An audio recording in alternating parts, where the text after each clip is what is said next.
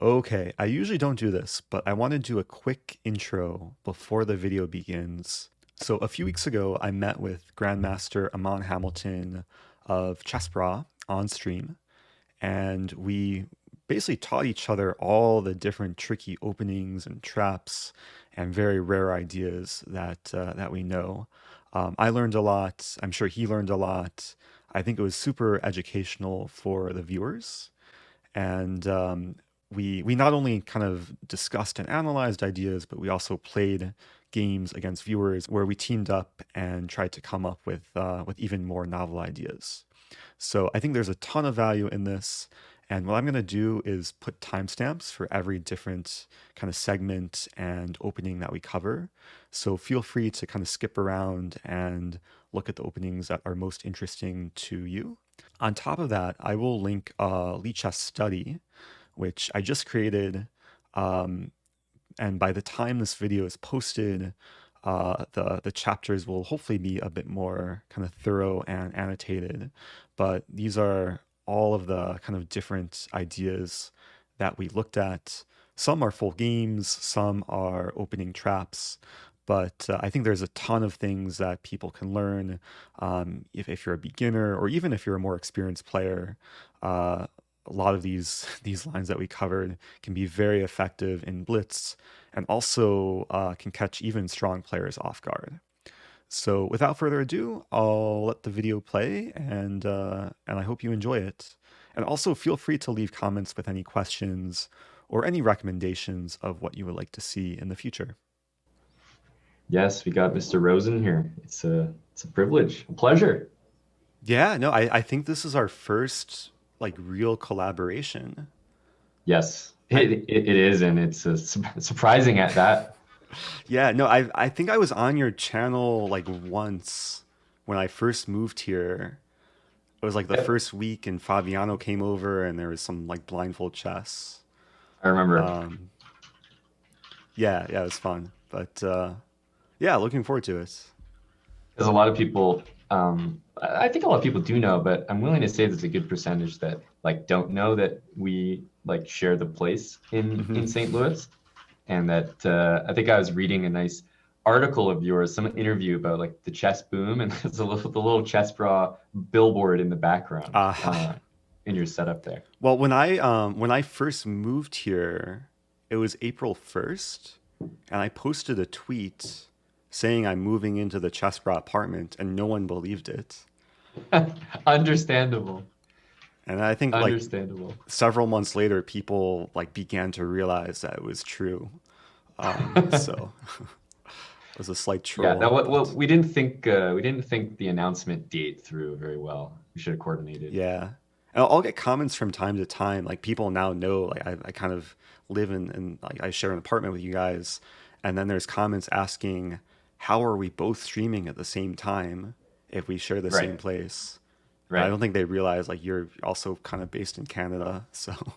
Yeah, like primarily based in Canada, and I Mhm. guess pre-COVID, I think it's fair to say we spent like a good chunk of time in St. Louis, kind of going back and forth. So we would actually cross paths a lot more often than lately.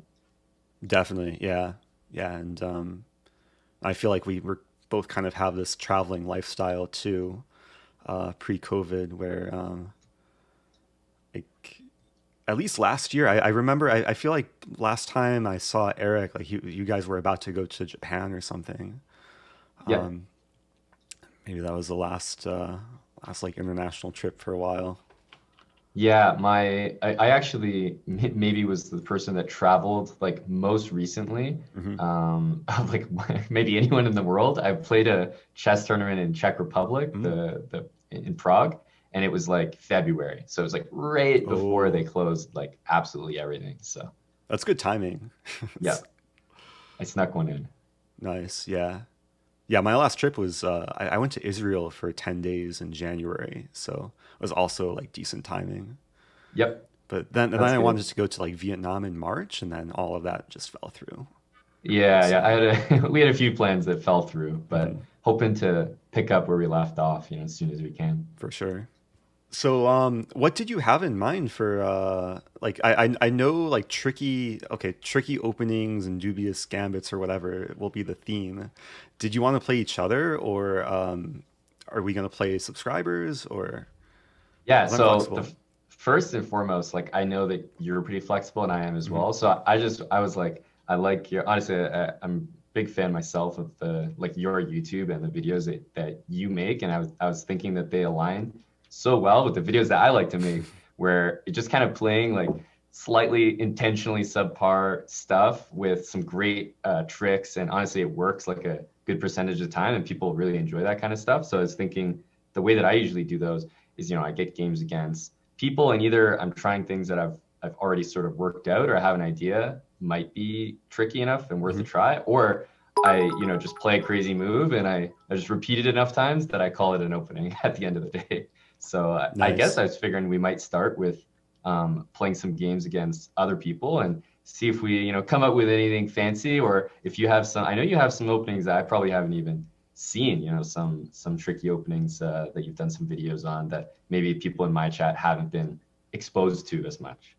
Yeah, no, this is one of my biggest loves in chess is like tricky gambits and weird openings and especially like when it comes to blitz and bullet, I have a whole kind of separate trappy repertoire. Hmm. And also like especially against lower rated players too. There's certain lines that just beginners are more likely to just walk into and lose quickly. So Yes, exactly. it makes And for good as you may have content. seen, from my over the board tournament, my crappy dubious openings have leaked into my classical chess as well. So Yeah, no, I was so amazed watching your game. I think it was against Steven Zerk exactly. in this tournament, like this high level GM norm tournament where you're playing this dumb England Gambit Queen Sack, and you got to Yes. like a table based drawn position after like a Yeah, hundred exactly. moves. That was Exactly. insane. It did its job. Honestly, I didn't do my job as a chess player, but it did its job as an opening. And ironically, I think that was my last time that I was in St. Louis. Ah, yeah. There you go. So I actually made like a small list of openings I'm happy to like share with you that Ooh, maybe you cool. haven't encountered Yeah. or and like I tried to have a list that are like they're relatively rare openings. Yeah. So I'd be happy to like have an analysis board or we can just jump straight into playing. Sure. Well, do you want to start maybe going over a few things from that list, Yeah, let's do and it. then we can see if we like have some favorites and try to get them in some games. Sounds good. So the problem with showing them is there's some like trappy lines which if I Oh show yeah, them yeah. people aren't gonna walk Gotcha. into, but I can Gotcha. still show them and they're Maybe still like fun to maybe employ. you just show me and I Hmm. look at it off stream and we Yeah. we team up against the chat. That might be better. Yeah, there's a few ways to do it. I mean, some of them I can show and like it's more about just getting like a novel position from early on. Yeah, because I've actually noticed that maybe um, one of the differences that I think, let's say, low-rated players or even unsuspecting players is a more accurate term, might fall into is they think like that. Oh, if it's not good on the engine, it's not a good opening. But Hmm. oftentimes, like especially with some of the sacrifices or crazy lines I like to play, I people know what the position is. They know the best line against it. They still play it and they still lose. Like it's, it doesn't necessarily beat the opening or something. Yeah, no, this is an issue with a lot of players is they'll just see the number from the CBRAH, cheers engine, CBRAH, and cheers then CBRAH, give me cheers one love second. your I'm just work, gonna big fan. getting alerts that makes it difficult for me to talk. But yeah, No I guess worries. my main point is the engine doesn't reflect how difficult a position is to play. And there's Yeah. positions which can be like +2 for white, but are really, really difficult to play. Yeah. And those are the sort of positions I really strive to try and get Yes, there's like when the playing tricky sweet spot. gambits. Yeah. So like my favorite opening, I'm sure you're aware of this, is like Stafford Gambits. is one Yes. example of this, where it's instantly +2 for white, and there's a lot of lines which so-called like refute the opening. But even those lines, like they're still really difficult to play, and it requires a lot of precise moves, which Yes. most players won't know, and even stronger players won't be able to figure out. And I guess the best part is that no matter what you're doing it extremely quickly because you know the ins and outs. So at the very least, you're guaranteed some sort of time edge, right? Exactly. Yeah. No, and this is a great thing when I guess when it comes to Blitz or Bullet is if you're prepared in these like offbeat dubious lines, at the very least you're going to get a time advantage, and that can be enough when it comes to compensation. So, yeah, if you want to jump into like some kind of analysis board, Yeah, for sure. I can share hopefully a few Actually, I realized secrets. I'm just gonna log in a different account. So I'll be on KNVB. So just give me a second. Okay.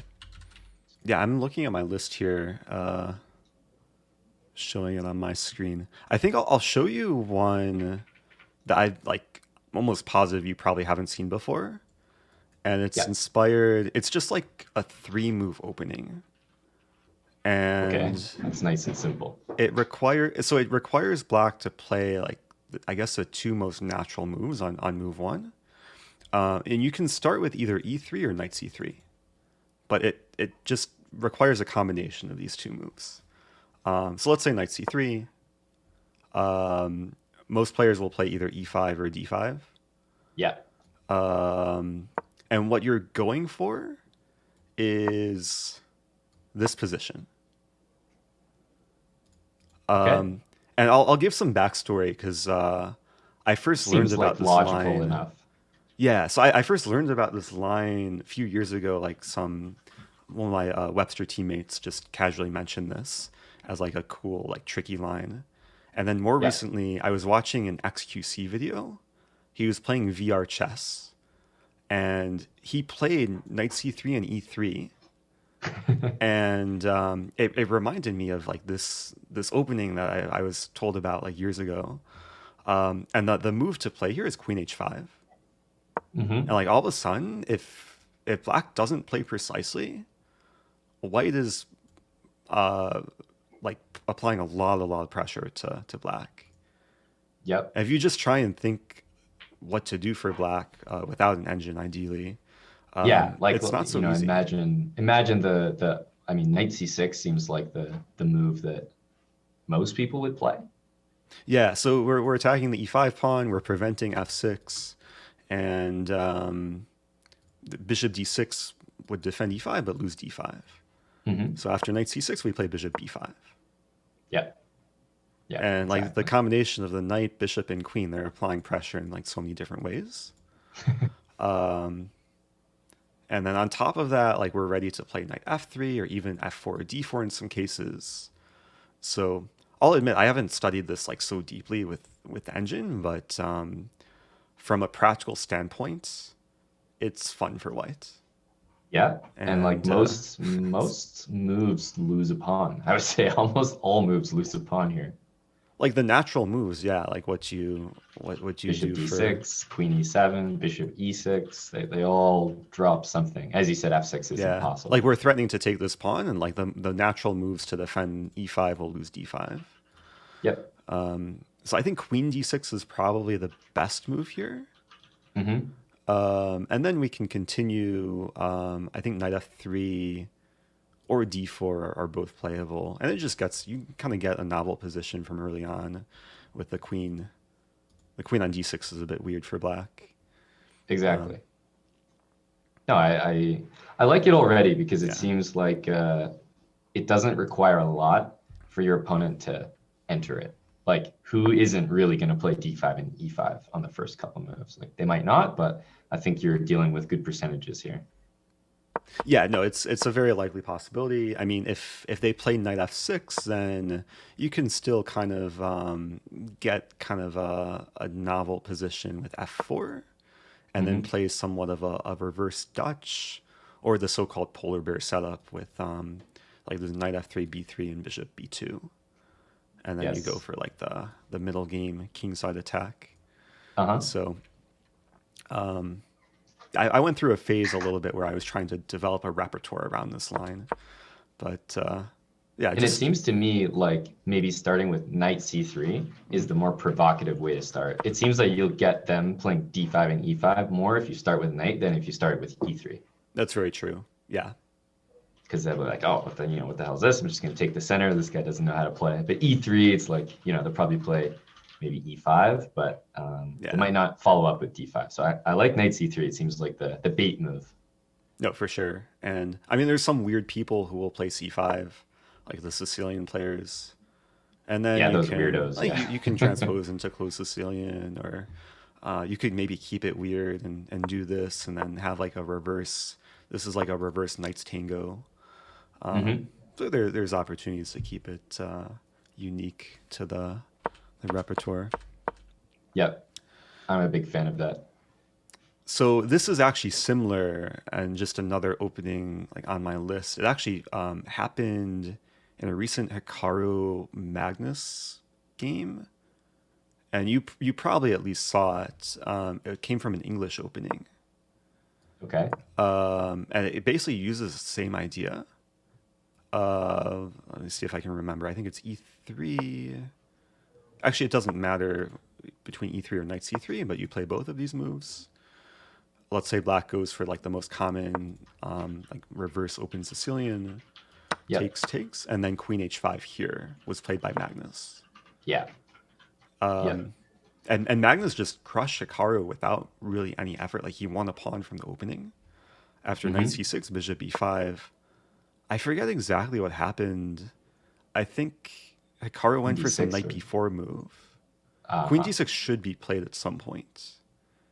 But Hikaru just went for like counterplay, and then it didn't work because queen takes, and then queen e4 defended the light squares. So just another cool idea that you can potentially use. Totally relatable. In English. Yeah, it and looks especially like pretty much the same thing. Exactly, especially like world, like one of the top blitz players in the world wasn't prepared for this. Yeah, Hikaru. So yeah, whenever you see this queen h5, I mean, some people like to play I don't even know what they call it, like the Patzer's opening or something. It's like the e4 e5, and you bring the queen out super early, and even that is like tricky enough for certain levels, but this looks like the advanced version of that, the more reliable version. Definitely. And like if you check with engine, white's not, I mean, white's maybe a little bit worse, but like black again has to play precisely. I think the best case scenario is like some close to equality. So and are most of your, like, do you actively look up interesting or dubious things, or are they often born of maybe like a game against someone where you're intentionally trying to like mess around or spice up the position and it just turns into something? That's a good question. I guess it's a mix of different things.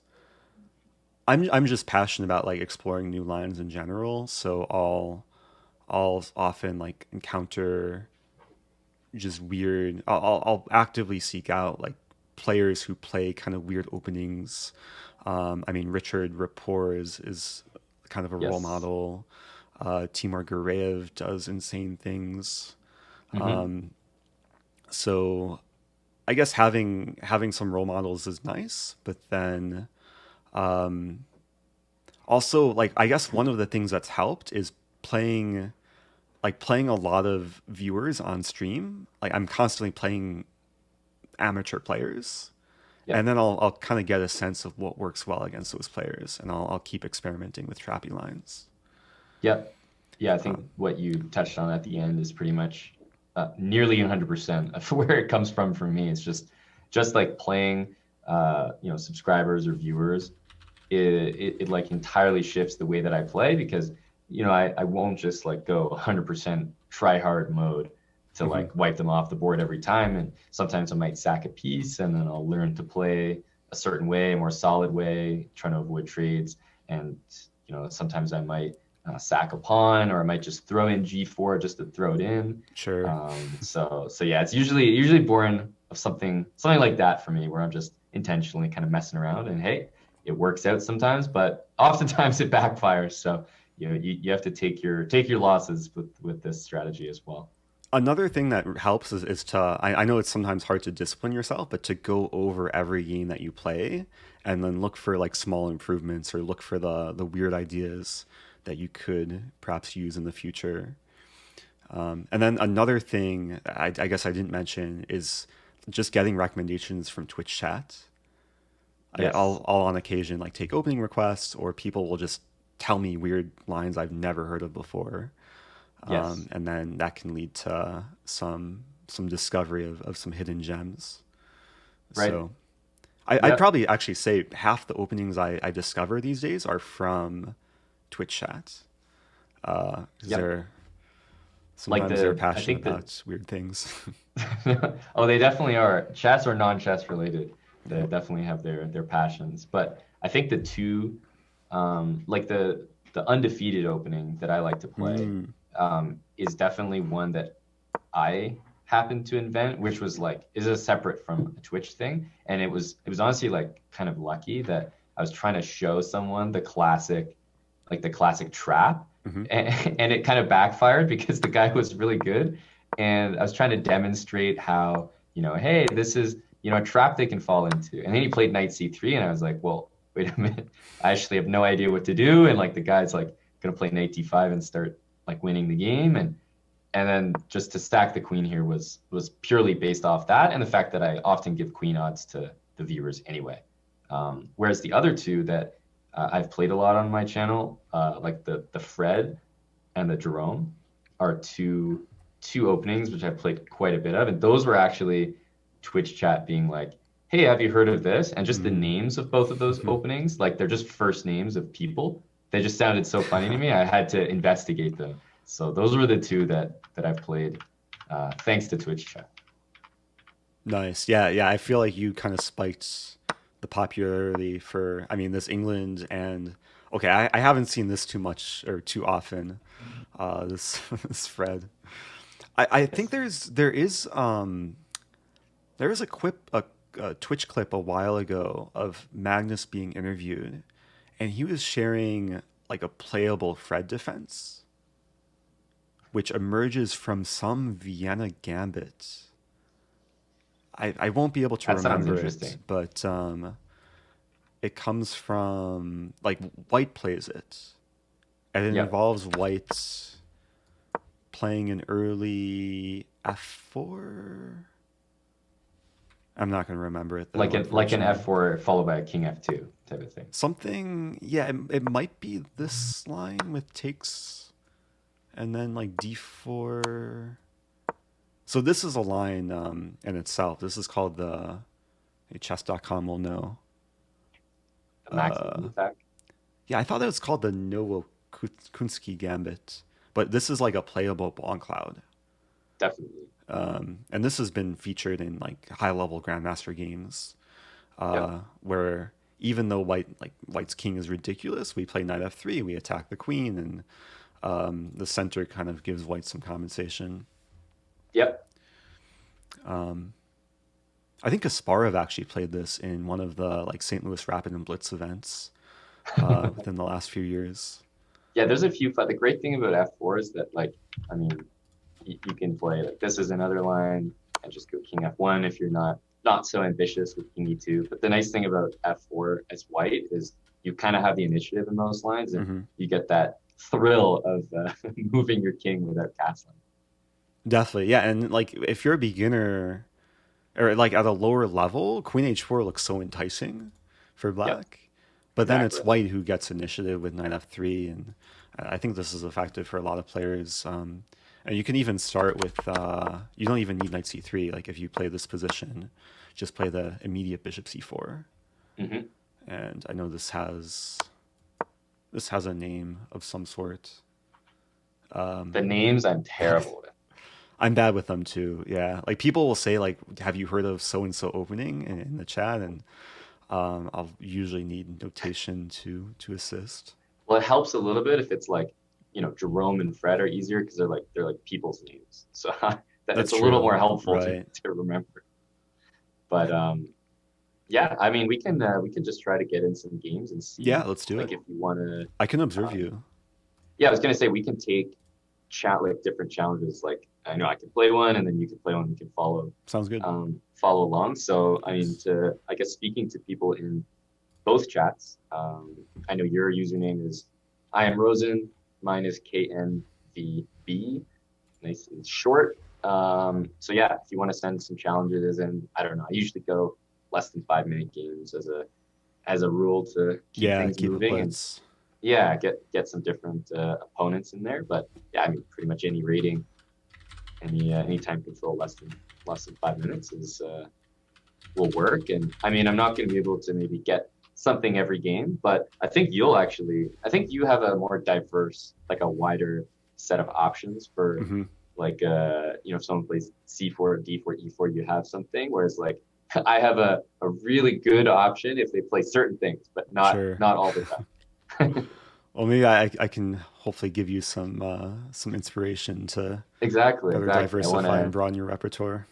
That's why I'm here. I want to build off some of your advice. So here, do you want me to start? I'll do the first game. Yeah, let's do it. Do you should I like?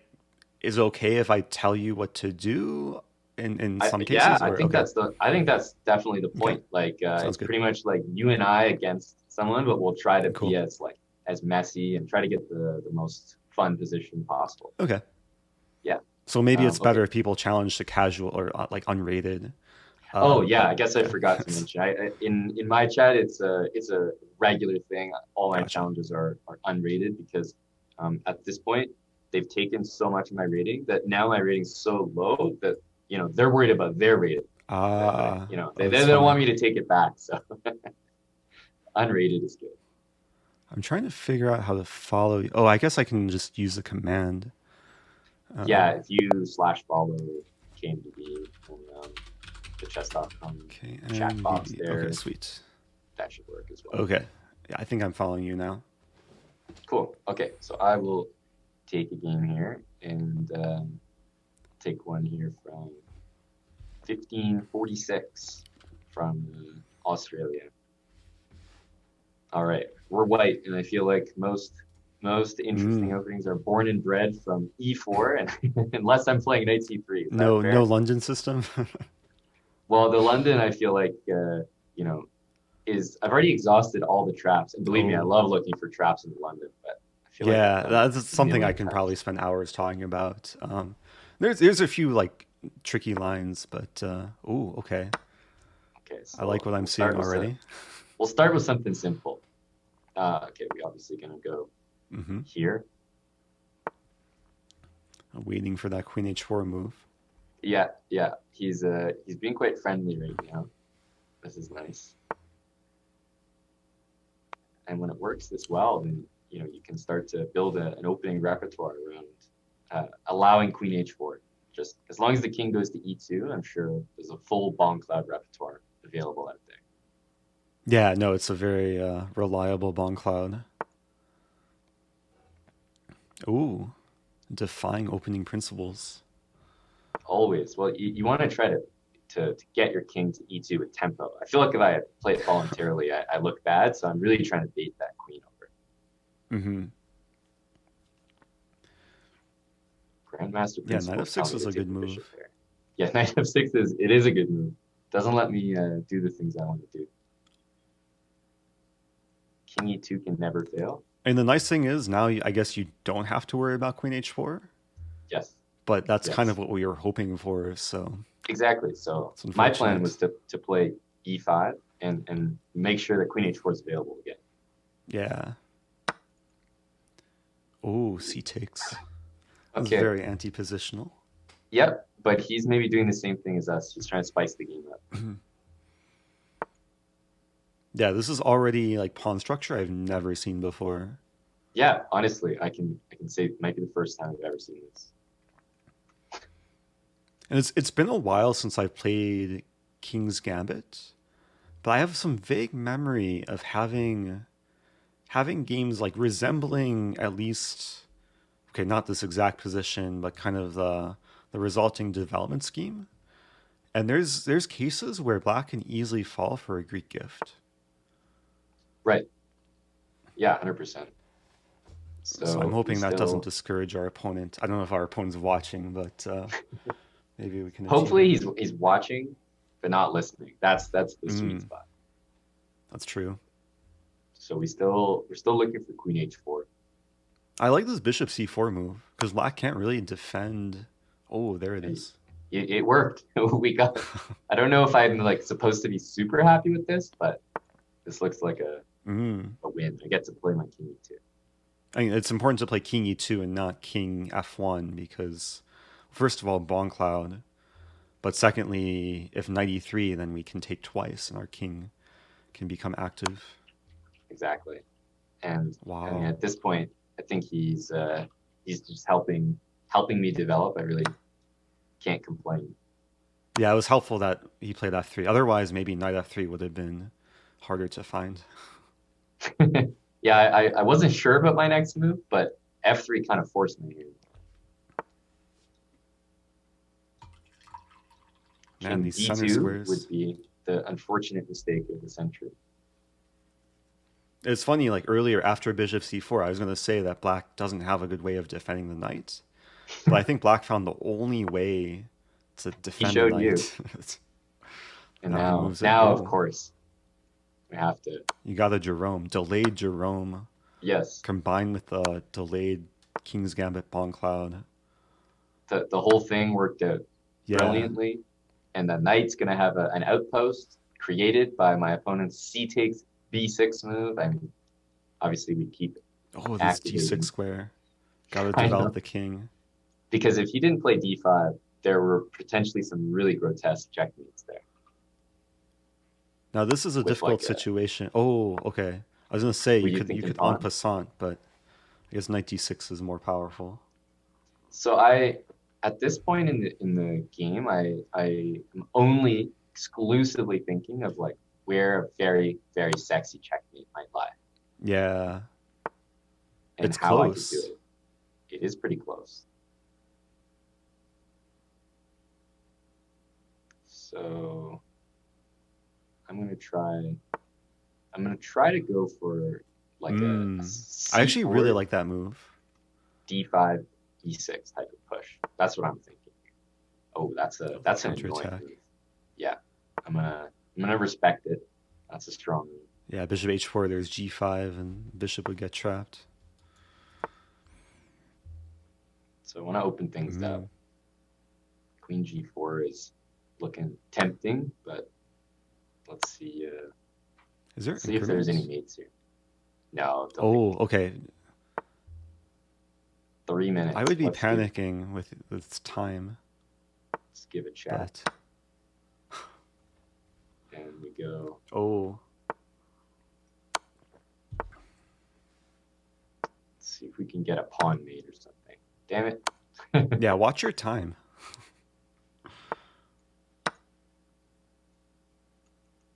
Okay, we'll pre-move this one. Oh! Be careful. Got him. You gotta pre-move the rest of the game. You have 10. No, I have 10 pre-moves. I have 6 moves.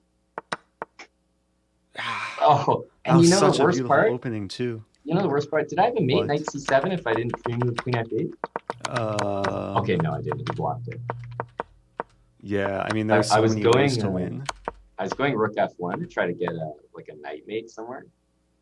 And his bishop f5 move was better than I gave it credit for. No, the opponent was very resourceful in playing like weird moves. That's to exactly survive. how you don't allow dubious chess to work. You play more dubious yourself. I mean, that was such a beautiful game on so many levels too.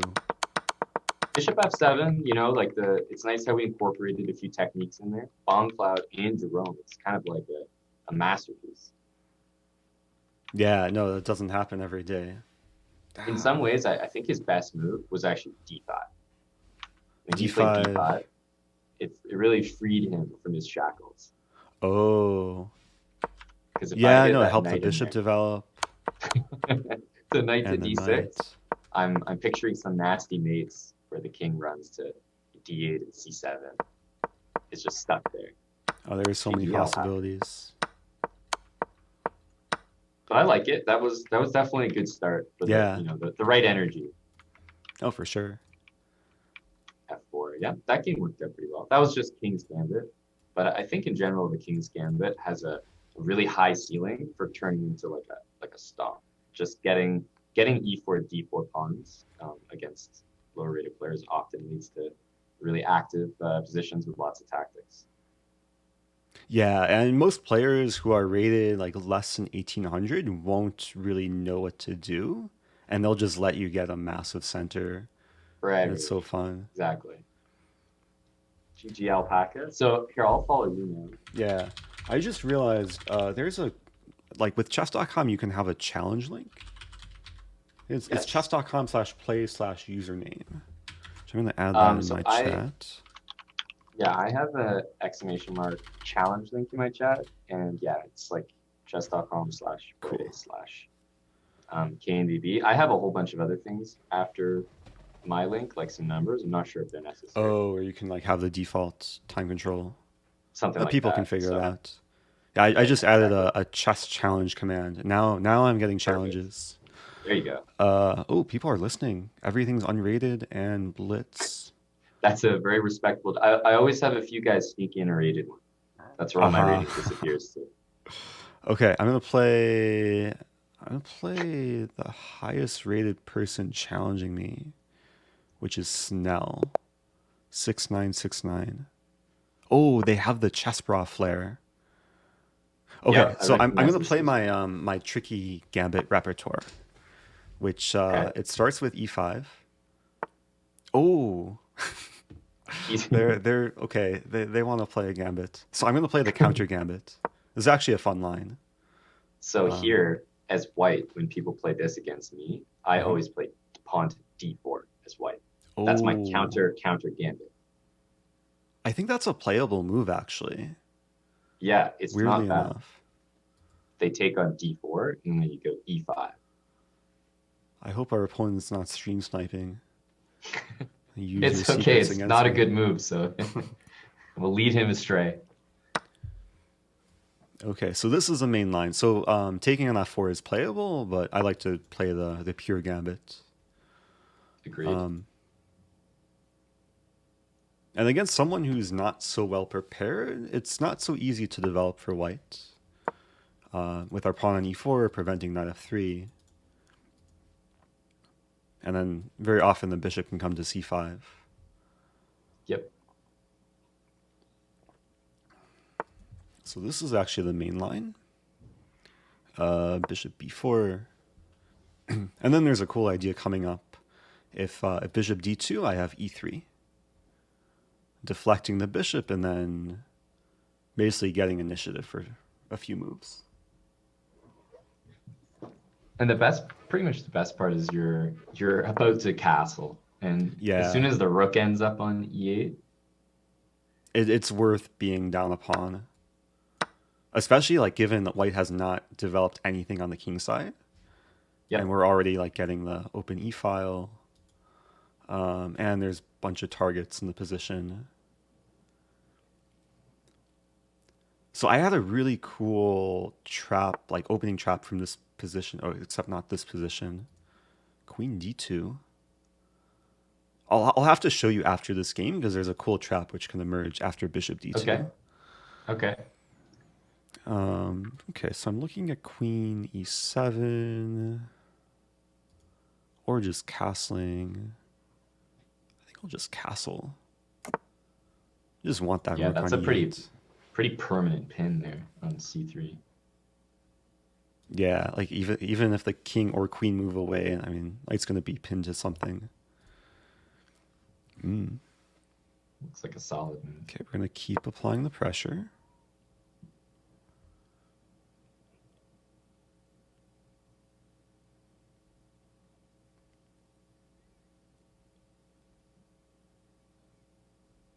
Yeah, positions like this, you just want to have as many pieces applying pressure as possible.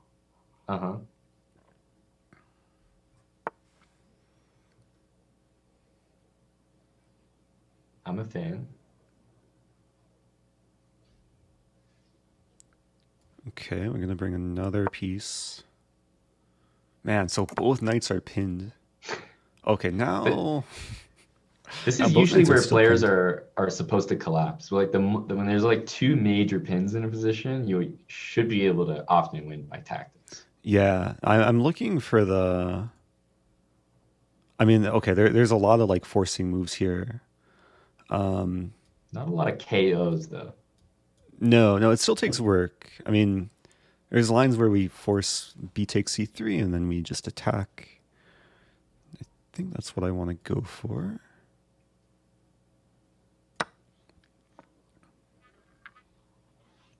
And yeah, for the time being, the knight on e2. Okay, I was gonna say the knight on e2 is stuck, but now we can just win the exchange. And I'm gonna try and not make the same mistake you made in the previous game. Which is Manage my enjoying time. yourself too much. Yeah, you can't enjoy yourself too much in life. But you have a easier job because your position is like marginally better, but not so good that you can really enjoy it. So that was my issue. Is I got too good of a advantage in the last game. That's true. Yeah, it was just like you had so many good options, and then you're just paralyzed. That was my fault for that.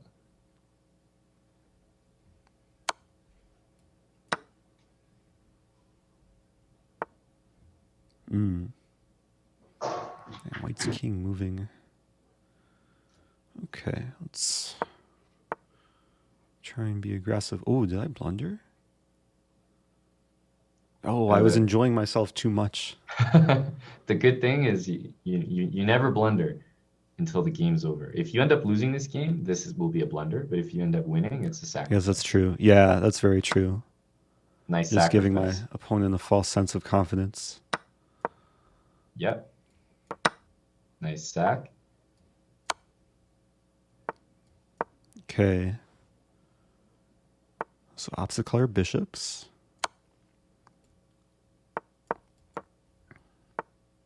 Ooh. Okay, let's prevent the king from going back and then I'm a preparing big fan some of that beautiful move. mates. I'm a big fan of that. Ah, white 1 connect 4. Yep. There's only one thing to Let's do now. go. Beautiful. Oh, it's so Beautiful. I'm gonna give beautiful. that a KO. Oh, you have the gotta- cool, yeah. Everyone watching on my stream should check out Chessbrah stream. They have a cool KO graphic. Man, these pawns. As a pawn mate. Game 1. So I mean, if Yeah. you guys are wondering what kind of stream it's gonna be, I think this is just an indication of future energy. Definitely. So I'm trying to figure out how to bring this game into the analysis board to show you this cool trap. Yeah, so think I'm figuring it out. Are you just grabbing the PGN? You Yes. should be able to drop it in. Okay, I Perfect. think I did. I see that. Okay, so I'll give it to you as a puzzle, but then chat can try Great. to solve the puzzle too. Okay. So this comes from a game. It was like over the board blitz game I played years ago, probably like 2011-ish.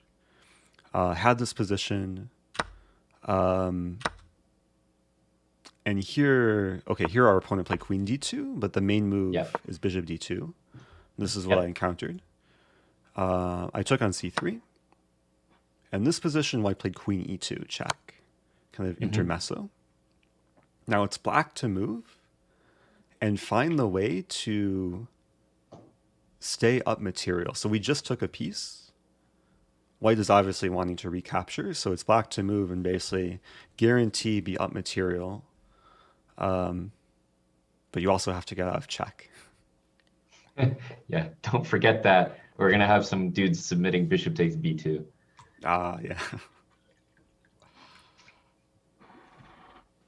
Yeah, in a tournament game, that would be unfortunate if you touch your bishop and you'd be forced to play bishop e5. Yeah, that would be real bad. Yeah, some people in my chat have seen it before. I've shown this maybe once in a St. Louis Chess Club lecture. My chat has a 100% success rate. Wow. But we had someone suggest, a longtime viewer, of the channel suggested castling here for black. Oh dear. So that's not actually a bad thing. Like if you touch your king and attempt to castle, you can't legally castle, but then you would have to move your king, and then you would be more likely to find the best move.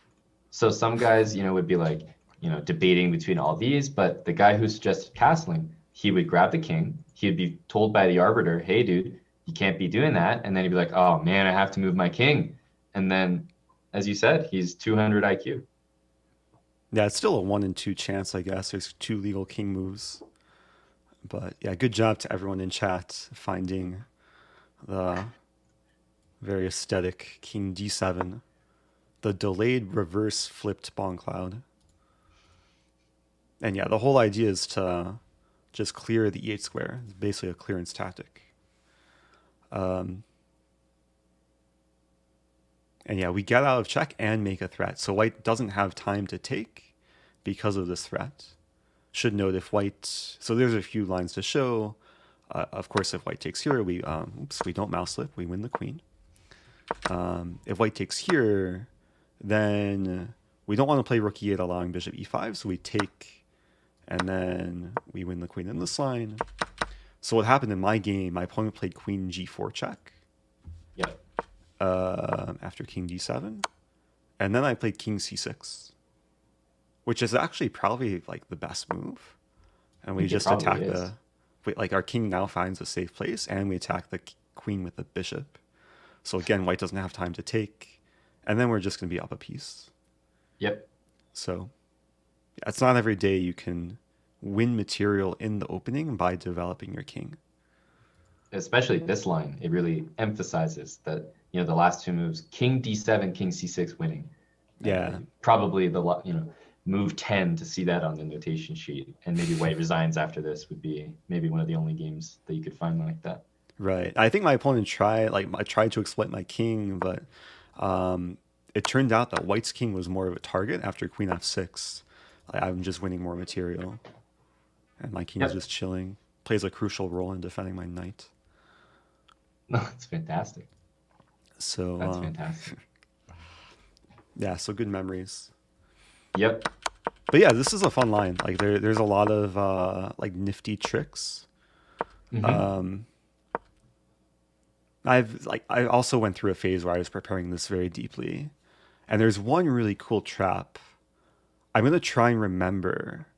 It's not really a trap. It's just like a cool idea. It comes from a main line. Like this is one of like the main lines like stronger players will play. Hopefully I can remember it.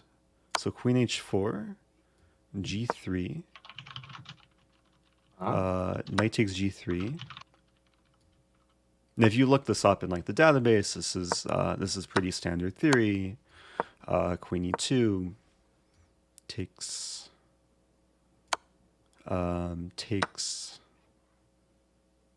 I'm trying to remember. It's so interesting to me that we could still have a trap come from this. It looks like so the main idea, I forget exactly the main move here. I think it's bishop c4. I think it's some bishop move, but I'll just get to the point. So the main like cool idea is, let's say white just develops a bishop, black to move and win material.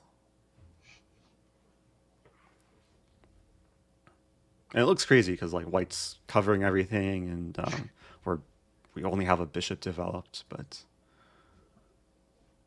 it's just such a bizarre move.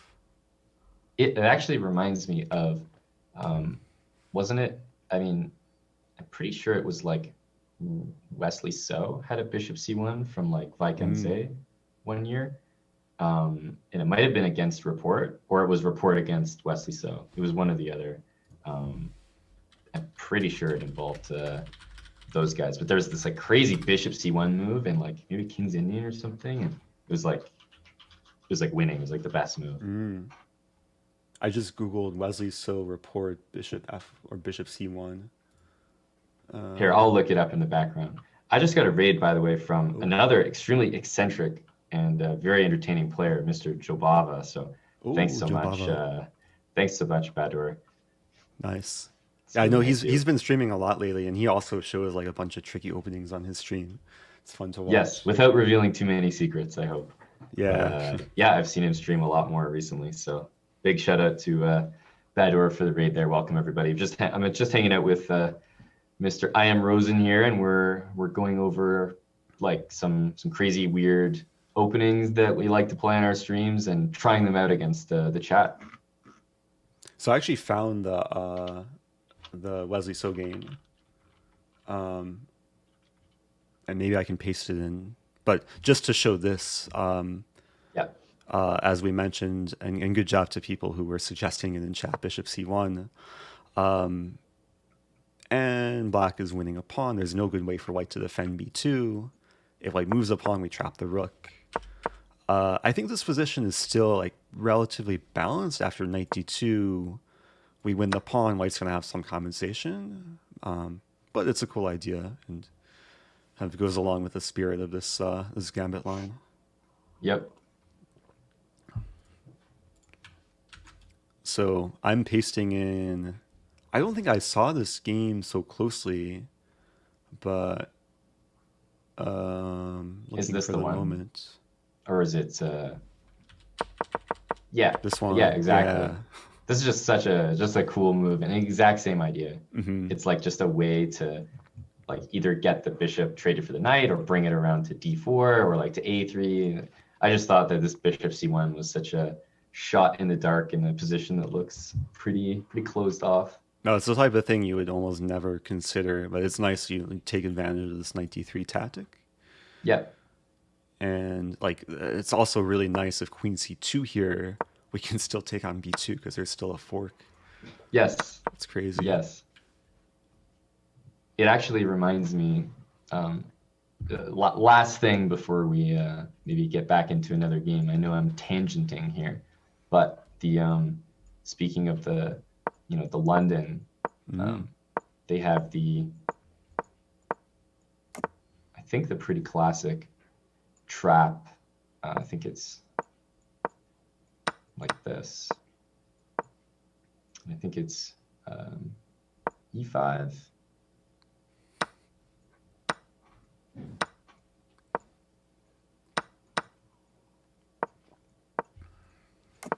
And like bishop takes c3 here. Mm-hmm.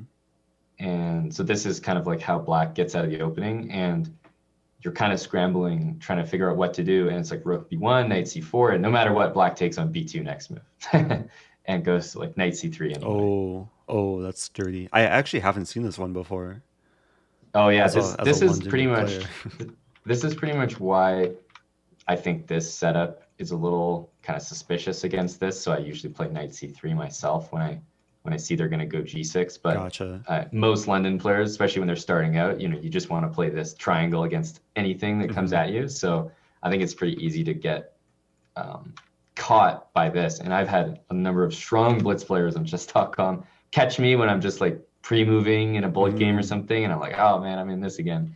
And it's just so hard to stop. Rook e8, you kind of have to get castled, and yeah, this bishop That's c3. actually really nice. Yeah. No, I would imagine like white just played kind of the natural London setup. Yep. But same idea as what we just looked at, where it's like this rogue bishop basically can take everything in its path. yeah, it's incredible. Like white just doesn't have resources to defend. Yeah. Anyway, yeah, I can get in another game there. But that Sounds was good. good. I like the post-mortem as well.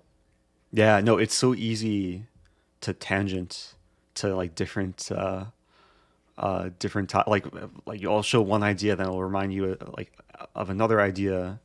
I think this is a case when speaking to like high level chess players, is you just have like a whole knowledge base of information. It's fun Yep. to share. Yep. And just to everyone, I guess in both chats, I mean, you guys can always keep the challenges coming in. Never hurts to have too many or, an assortment of ratings to choose from. So I'm just going to take this one here.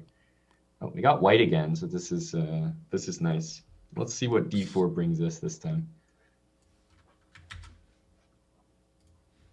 Oh, I have a tricky line against this. Oh, this is perfect. So you take it. I don't know if Okay. you've looked at this before. But then e6 and then knight c3. And then the idea is bishop takes c5, knight e4. That was one of my like favorite tricky lines. If they play knight Wow. f6, you play e4. And then when they Okay. take on c5, you play e5. And then, but they're not.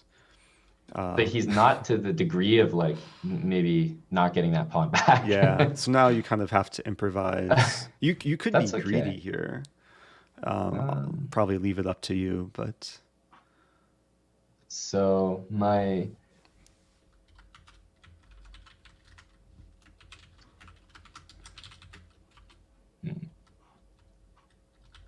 have a lot of I have a few options here, and I generally don't pick the ones that look like bishop e3 because they're too good. The move is too good. So I'm gonna play knight b5 and see what Oh. happens. wow, leaving two pawns hanging. Yeah, like I would have played bishop e3 and then just tried to hold on to the extra pawn. And as you saw, although I was maybe chatting a little bit more than I'm used to in the first game, that's the risk of playing a little bit too eccentric. Like, you can just lose those games. Either you take too much time or your position actually gets so bad, or they play some good moves and punish you for your ambitions. Yeah, no, you have to be careful. Okay, bishop takes. Do we go bishop f4? Or I was probably planning on continuing the sacrificial nature and hoping that he wouldn't play king e7 there. Perfect. I feel like this is one of those weird Sicilian variations, but you're just down a tempo. Like your knight should be on c3 and not Right. g1. Exactly. But that's okay. Two bishops, weak That's dark fine. squares for black. Yeah, I like tons, queen tons a3. of reasons to like this position. Oh, queen a3 is nice. We just want to prevent black from castling. Oh, We're gonna well, have now to. we just have to I suffer in the think we endgame. have to. I think we have to take. Yeah, I think Yeah. we're gonna take that for sure. Also, thank you, And Charlotte Chess Center, with a raid. hey, Welcome, people. Yeah, so if you're just joining, I know there's people trickling in, maybe in both chats. But this is a tricky opening collaboration stream with Chessbrah, and we're trying to play as many tricky openings as possible, trying to, I guess, share some secrets. yeah, try not to give too much away, but I think both Eric and myself have found a lot of enjoyment in chess lately through just kind of experimenting and messing around with openings. So Definitely. Actually, so these days I don't really hold back when it comes to exposing secrets because I'm not really a competitive or serious player, especially these days without really any over the board tournaments. right. So it's been nice to just like share everything I know, and then I'll learn more as a result. Oh, those knights are asking to be punished. Yeah, that's a little awkward. It's amazing how poorly coordinated two knights so close to one another can actually be. Yeah, like knights are not good when they're like diagonal one square or two squares from each other. Hmm.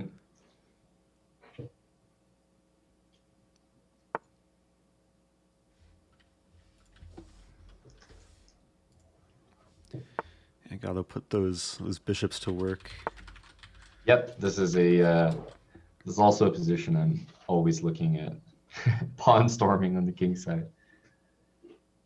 Yeah. Yeah, even when queens are off the board, that doesn't mean that you can't just kingside attack. Hmm. Just throw all the pawns and the rest of the pieces. I mean, hey, it helps to be up a piece, but it helps to be up a piece. Oh, I like that rook lift. So did he apparently. He wasn't trying to have any of it. Knight b4. He wants you to take the free pawn. I think I'm probably too attached to my bishop. Mm-hmm. Honestly, what I might do is sack my rook for the knight just to keep that bishop. It's a nice bit. Like your bishop on d6 is probably better than most of like all of black's pieces combined. So let's Nice. do that quickly, and we'll just start advancing these. Okay, so I'll take that. Okay, this time you have to deliver checkmate before you flag. Is that the rule? Got it. Hopefully. Oh, see, he knows how good my bishop is, man. Oh. Man, No, really I'm trying not falling to for it gift you. again. No, he's not Nice, taking my bishops. I promise you that.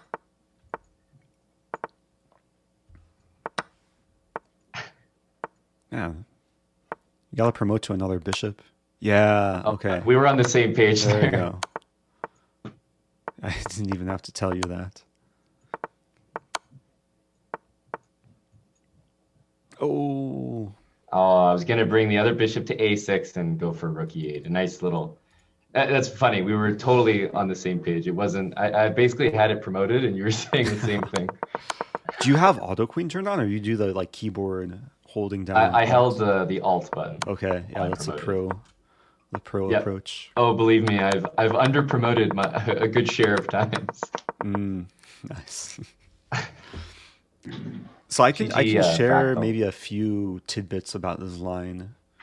Yep. It's basically, I think it's called the Benoni Gambit Accepted. Going back to the analysis board.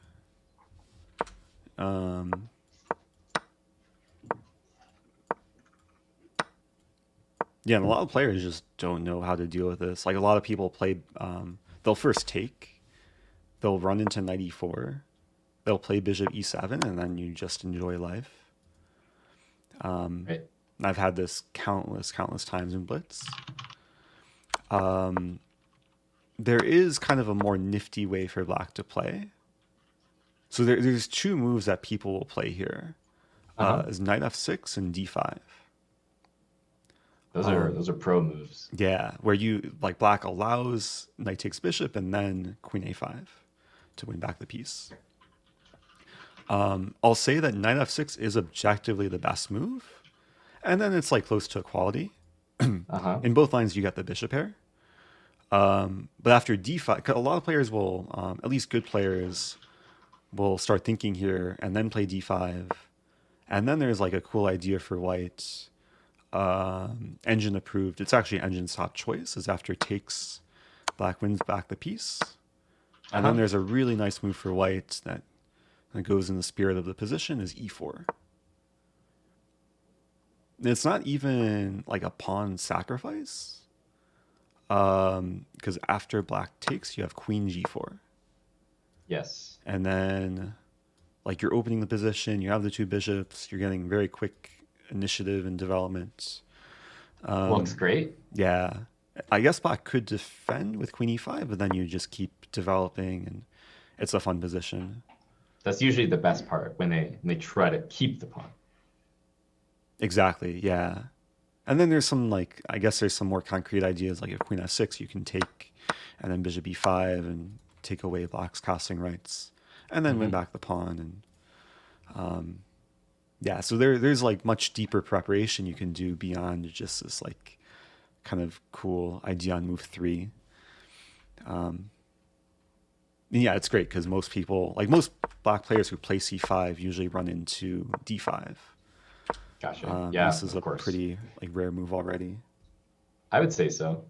Like, or at least if it's ever played, whoever's playing with the black pieces probably has the confidence, like, oh, this is not a good move. I just take back. I have the center. Yeah. Not realizing like white has tricks.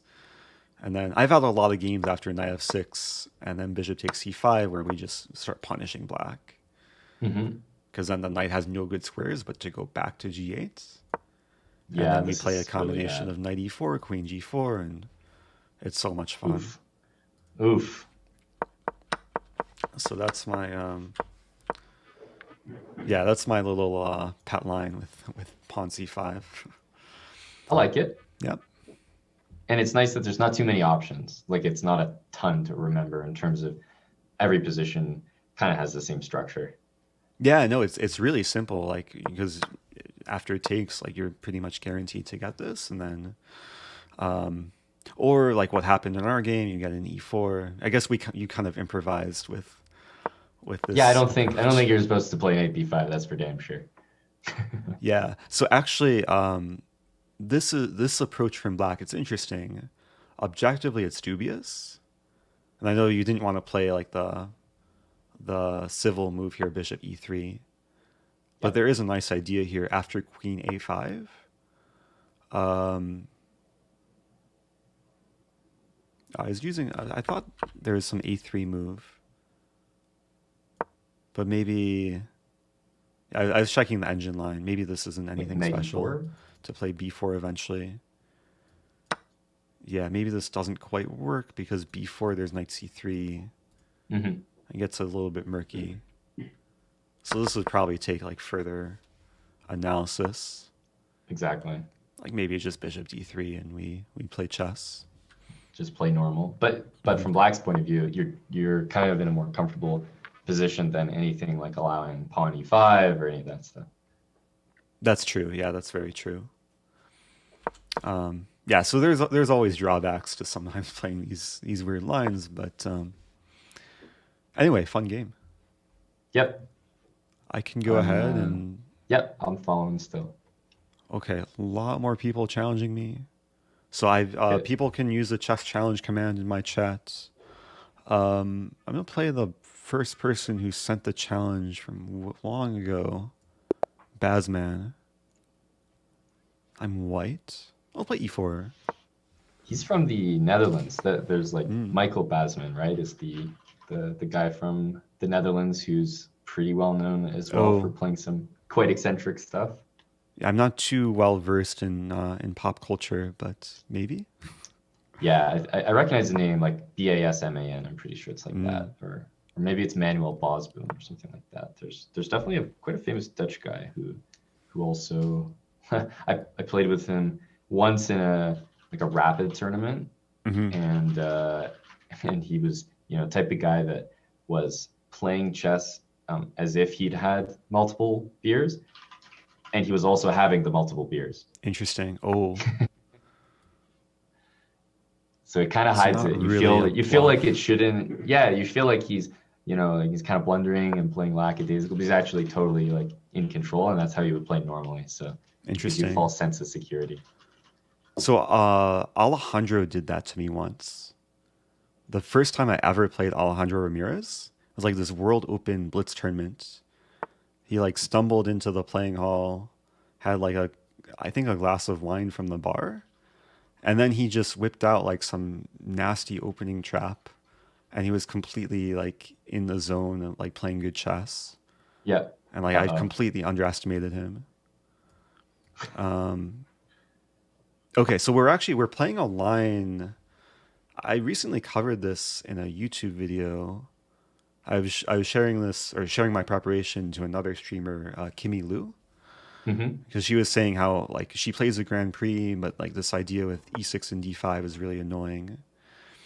Um, oh, black's not going into. I was hoping for, but okay. So with this is a bit more positional. I'm wondering if we can make it more tricky. Mm.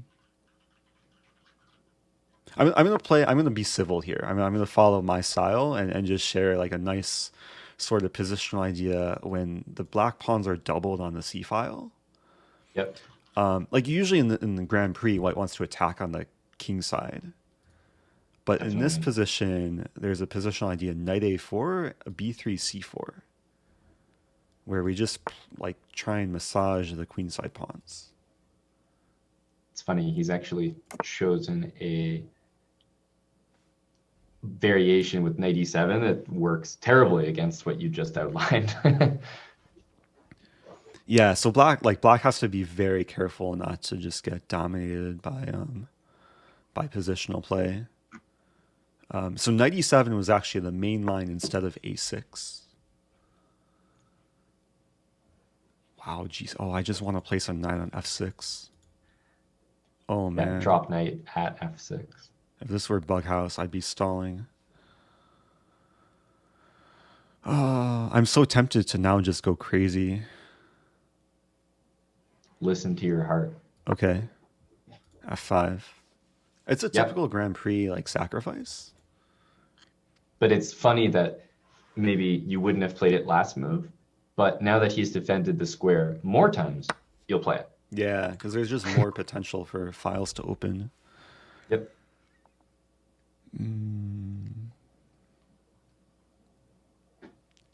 Looking for... Could leave the 10. Okay, let's take once here.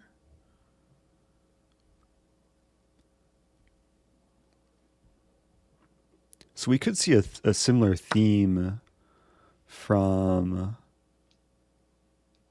the previous game. I think this King's Gambit game where we're castled, black's underdeveloped on the king side.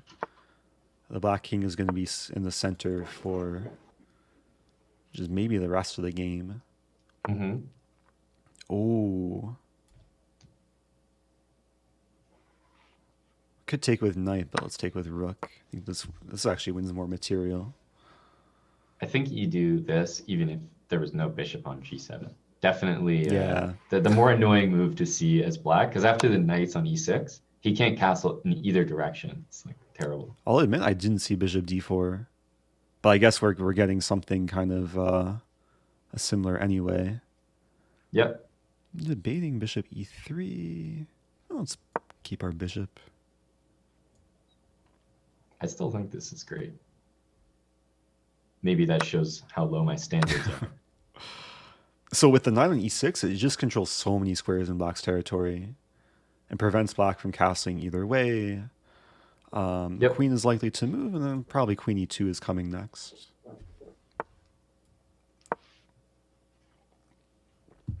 Bishop f4 incoming.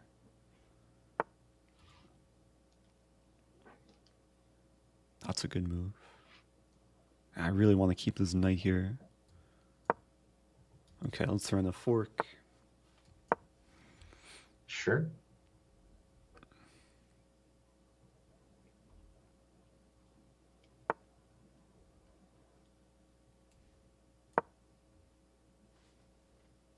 That was probably a bad move, but... Okay, this looks fun. Yeah, you'd rather keep the pieces on. This is definitely a W. Yeah. Ooh. Yeah, sometimes bad decisions lead to better stories.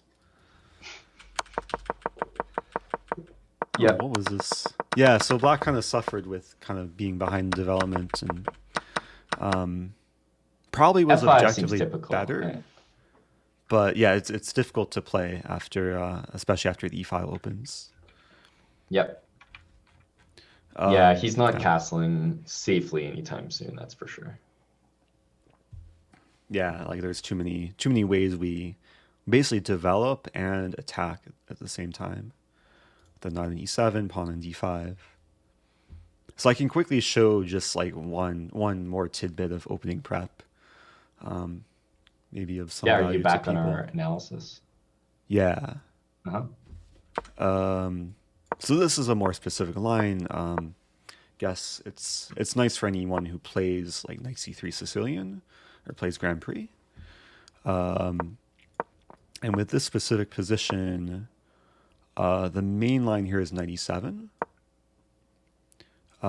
Should note if d4 is a positional mistake because then we take and we get like just a very nice kind of center structure and black's pawns are weak. So knight e7 would be an attempt to avoid bishop takes c6 and avoid the double pawns. Yeah, makes sense. So here we can take once on d5. If knight takes d5, we double black's pawns. So pawn takes d5. And then here there's a nice positional move, queen e2. And we pin the knight. We're threatening, again, positional play with taking. And it's not so easy for black to like cover everything.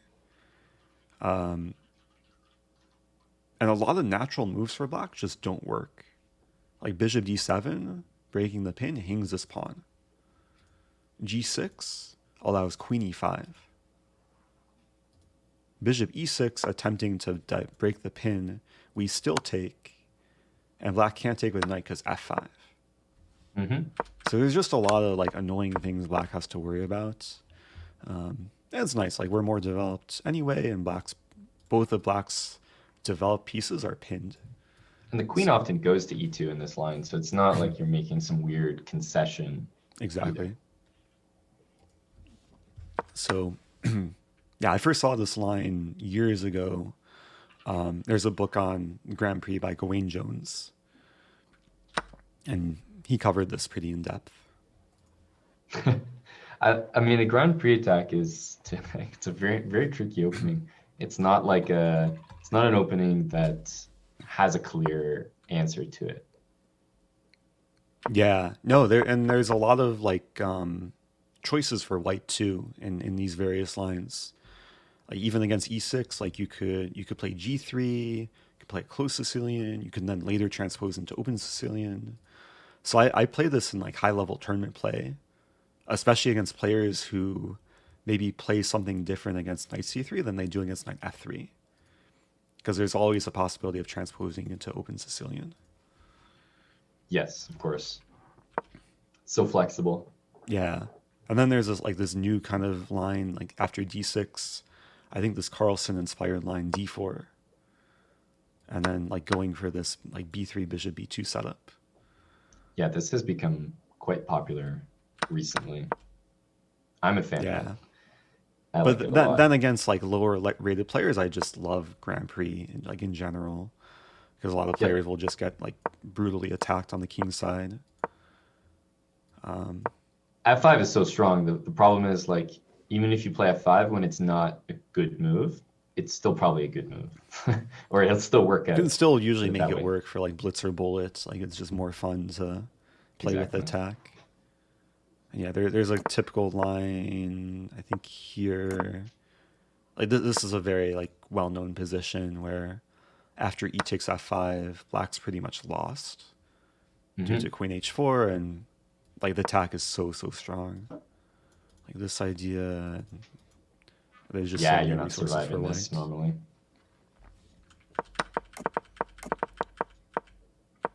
So yeah, as black, if you play Sicilian, you have to know something against Grand Prix. Yeah, the Grand Prix, especially like as you're starting out, I mean, the percentage of people that play it against the Sicilian, I think it would be like super high. Yeah, I've noticed that like a lot of like, just in general, it seems like more people these days are playing anti-Sicilians than the classic like open Sicilian, which maybe makes sense. Like white is keeping the game in their territory and not giving black so many options. I think that because the computers have become so strong, it maybe makes more and more sense to get a position that you know better than your opponent, not that your computer knows better than theirs. That's very true. Yeah, and this is sometimes the problem with like these theoretical like open Sicilian lines is like they're so concrete, and it can come down to computer preparation.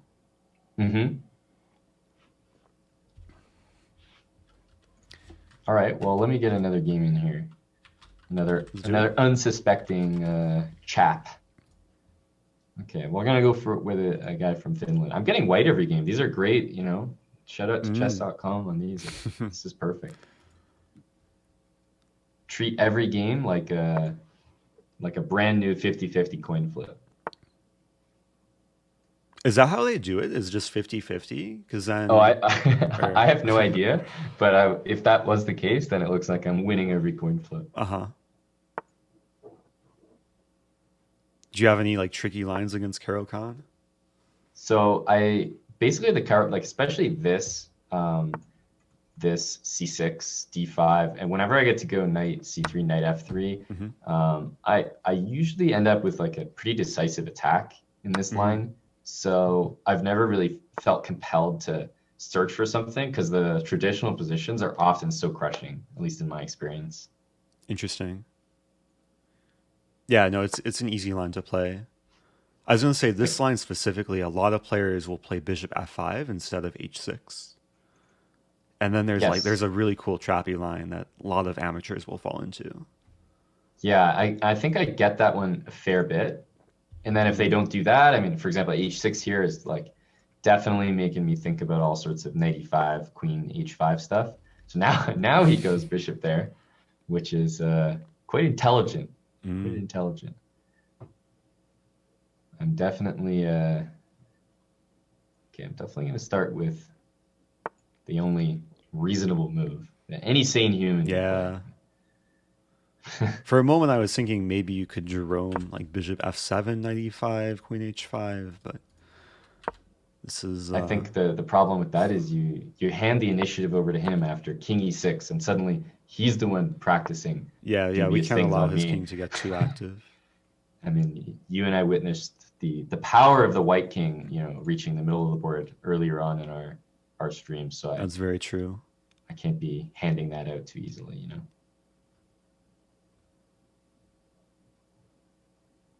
Man, he didn't take your free knight. He's an amateur. What can we say? He's an amateur player. Yeah. Okay. To go. Well, I'm gotta be careful not to like hang every single piece to queen d4 next move or something. Oh, that's true. Oh wow, that's like a triple, man. It is a triple, but I'm gonna play queen f3 in anticipation of queen d4.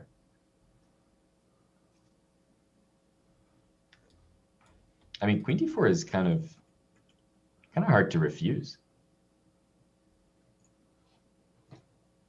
Yeah. I'll admit, like when I first saw a position after e6, like I would have played queen f3 instantly without even thinking. But queen d4, wow. As you said, you know, sometimes you got to make some questionable decisions to end up on the desired path. Mm-hmm. Okay, queen. Yeah, our opponent's playing very, very safe. c7. Very safe. H6, e6, queen c7. Mm-hmm. So I'm just easy to gonna crack. finally get some space here with d4. I am curious. After queen d4, were you were planning knight f7, right? So I was planning to go knight f7, to which I think he only has one reasonable response, which would be bishop takes e4. And, you know, I obviously don't want to reveal my, you know, my prep after that. Yeah. I don't want to let everyone know. Analyze afterwards. Obviously. Okay. Gonna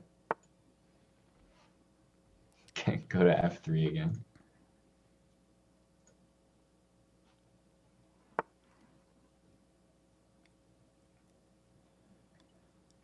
Okay, here, definitely thinking of just castling, offering that. Yeah, The nice thing is I would have played bishop f4 there, but I like the pawn sack. Well, I'm also kind of hoping that I'm more innocuous from the starting rank to play bishop takes h6. Like it's more unsuspecting. If I play bishop f4, I don't know, my bishop's already out, my king's in the middle. Okay.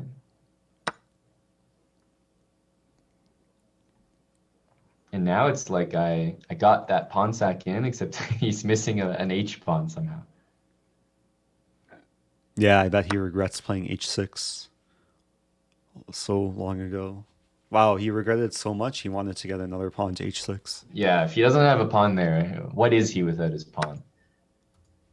Okay, let's take this, and it looks kind of hard to stop mate here, honestly. I see a few moves, but...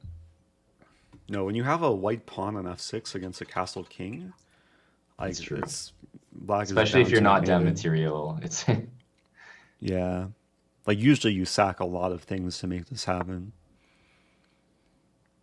I like that move. Yeah, you prevent black's queen from really helping out. Yeah, I definitely don't want to deal with queen h3 or queen h5 and then queen f4 or something like that.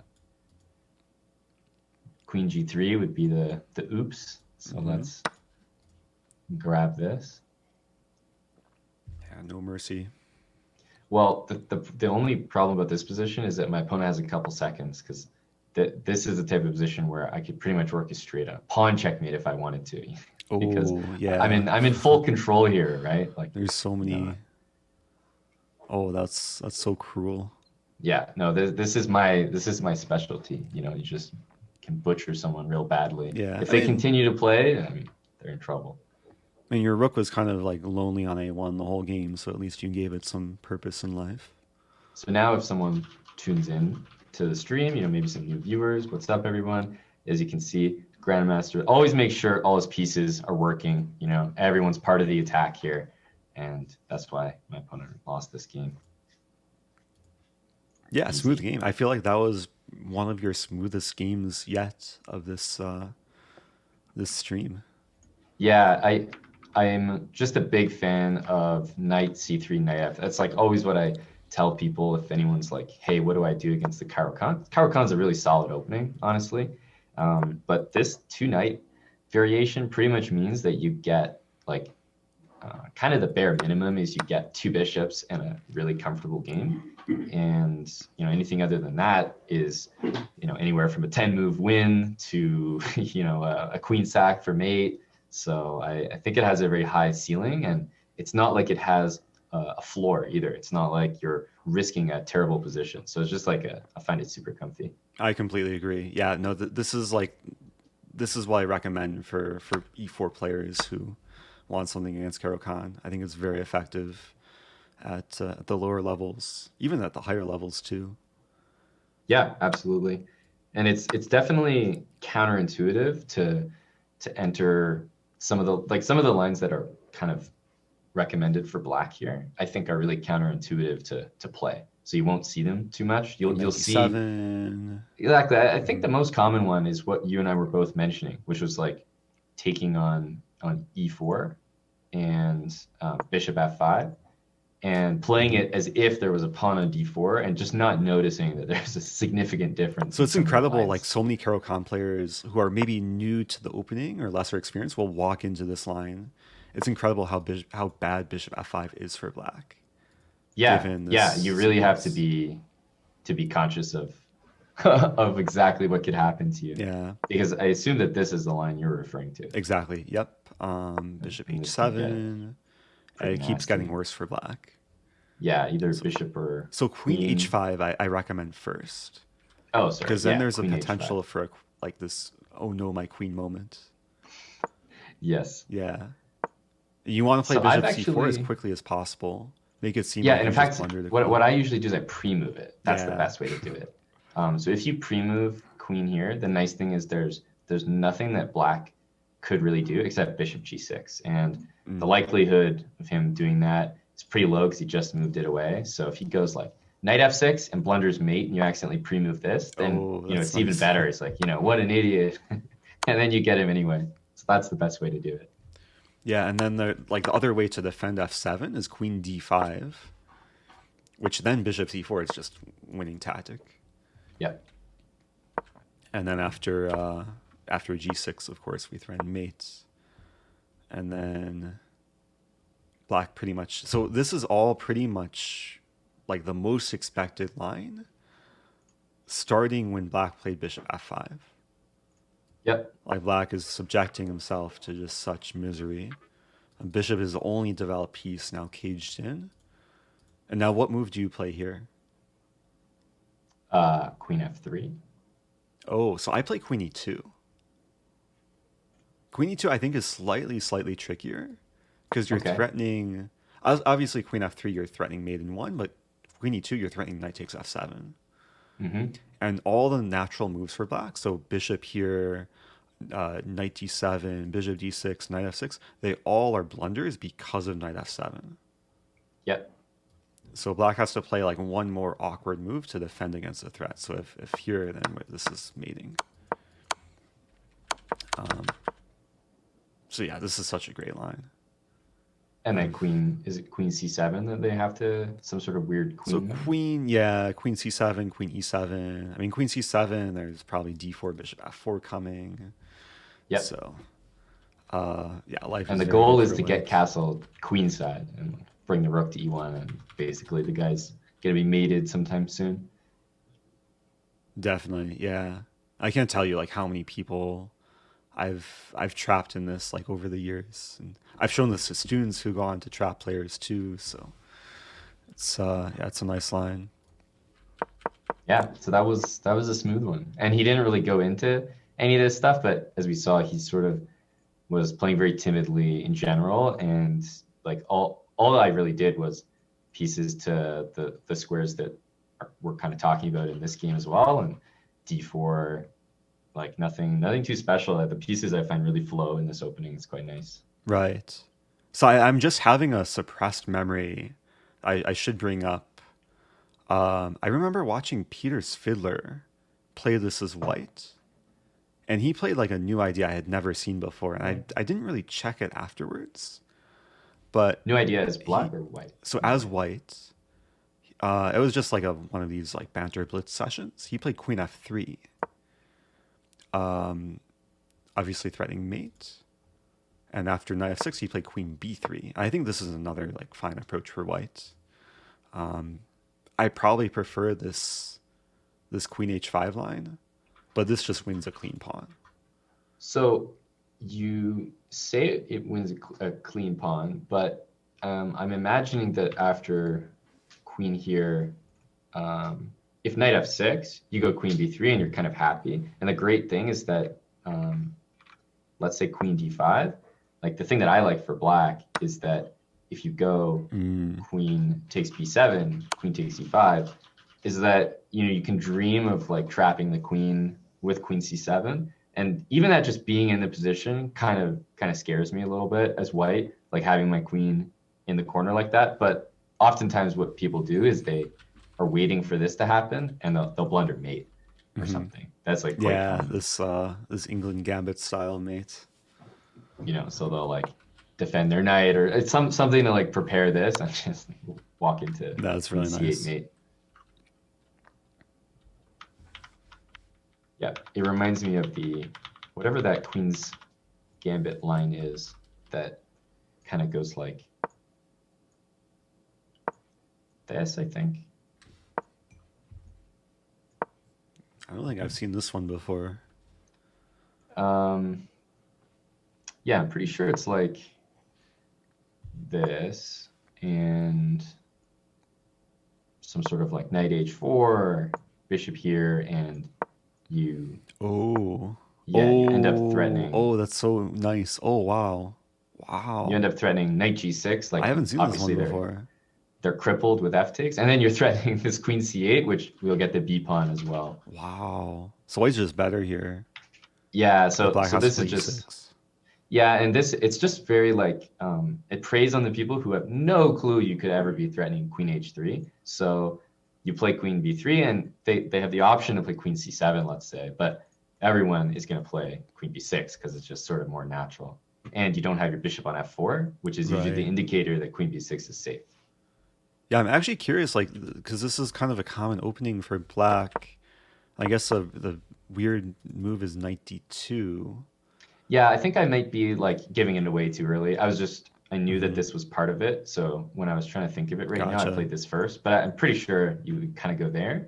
And then they would go here, and you go knight d2. And to them, it's like, oh, this is a free bishop f5. There's no bishop f4. I get e6 next. Like the black player is going to be very interested in getting their bishop out. And they won't go bishop g4 because knight e5 is you're not pinned yet. So they'll all go here. And then from here, you can't start with queen b3 because they could tate, so you have to start with the knight. And again, they know they're gonna like end up giving you free pawn moves here, and bishop back is never enticing, so it's pretty common they just draw back and try to go for that solid thing. And the likelihood at this point, when you're this deep in the line, that you get it is nearly 100. That's awesome. Yeah, that's really nice. So this reminds me of something completely ridiculous, but I figure I'll show it because it's a nice party trick. Imagine that your opponent will copy all of your moves. So your opponent just plays copycat chess. Gotcha. You can win in 3 moves by doing this garbage. So just a cool party. Like if you're ever gonna like play a friend and like who's new to chess and they say they're gonna copy your moves, you Yep. can win like this. That's a good one because I have this rule that I like to repeat that generally players who are rated under 1,000 don't have a vision range longer than about 3 squares. So there's no way they would see bishop takes h3. So you're totally safe playing this move, and they would definitely cut. It's not like they would stop copying and be like, hang on, I'm not falling for that, and they take your queen. So no worries there. That's good. I like that. Yeah, no, it takes time to develop like full board vision. Then there's another even more garbage, c4, c5. And then this is another 3 or whatever, maybe 4 moves. These are great. These are perfect for parties because at least the kind of parties that I might have, there's often people that have no clue about chess. And of course, they're asking all these questions. So it's like, yeah, you sit them down and you give them false hope. Yeah, you know, I'm really, really good at this game. I'm a professional. Just copy my moves. Just bait them in. Yeah, no, this is it's nice. All right, I'm probably gonna find another victim. Yes. I'm just gonna go in order. Edvard FF. Are we gonna keep up our whites? Oh, we're not. Okay, so I'm black. Damn. Okay, so trappy repertoire involves pre-moving e5. Definitely agree. How familiar are you with the Stafford Gambit? I would say, like, honestly speaking, I'm gonna say unfamiliar. Like, I sort of know the basic moves, and I watched a video, for example, but overall, I would say unfamiliar. Okay, I'm scared. My opponent's playing really quickly, so I assume is probably like knows what to do. Maybe he's seen a video or two. Yeah, no, he's playing. So there is this PogChamps match between Hafu and David Pacman, and Hafu was prepared, I think, by Robert Hess, and like she whipped this out, and it was like really nice opening. As white or black? As white. Okay. And David was like, he played the Stafford, I think, inspired by me. So Neruditsky did a whole breakdown of like how to refute the Stafford, and he showed this as a recommendation for white. So what's your stance on let's say the refutations that might be out there? Like, does it make it unplayable to a degree, or is it still a position you can like? It's take still and you mess can around kind with? of work with. Okay, that's good. Like white has to be really, really, really well prepared, but almost no one is. Like people will know c3, but they won't know beyond. Actually, this is a new move for me because most people play d4 here. Yeah, exactly. Yeah, I think debating bishop, and there's also like weird move queen h4 here. But generally the compensation when they do trade on g4 is to leverage this half open h file. I like it. I'll have a lot of things to show like after this game, because after Neruditsky made like this refutation video, Jonathan Schranz came out with a video where he drew stockfish, like the highest level of stockfish, in this exact line, in the line that Neruditsky recommends. Damn. And I think like he did a lot of preparation with like Leela, but it was like such a cool variation, and that's what I kind of tried picking up, and I explored myself a bit.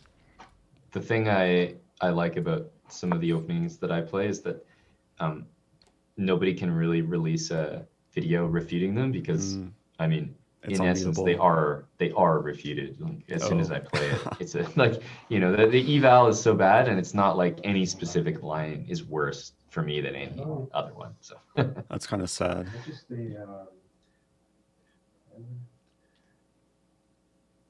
So white's playing actually very solidly, and then this is sometimes what will happen is like white will play solid stuff, and then we're kind of forced to go insane.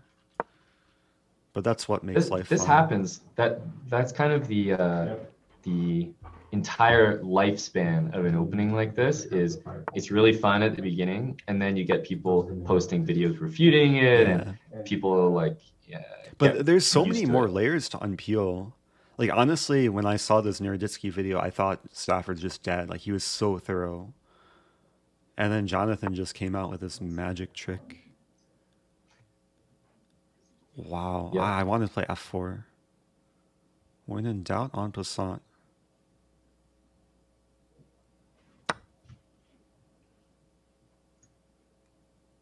Also, Jonathan Schranz is in my chat. Shout out to Vampire Chicken.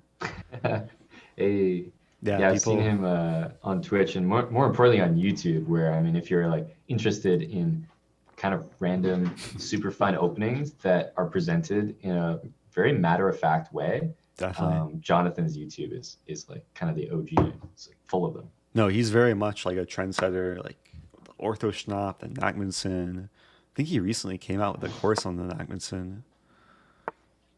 A chessable one. Yeah. Yeah, I think I saw that as well.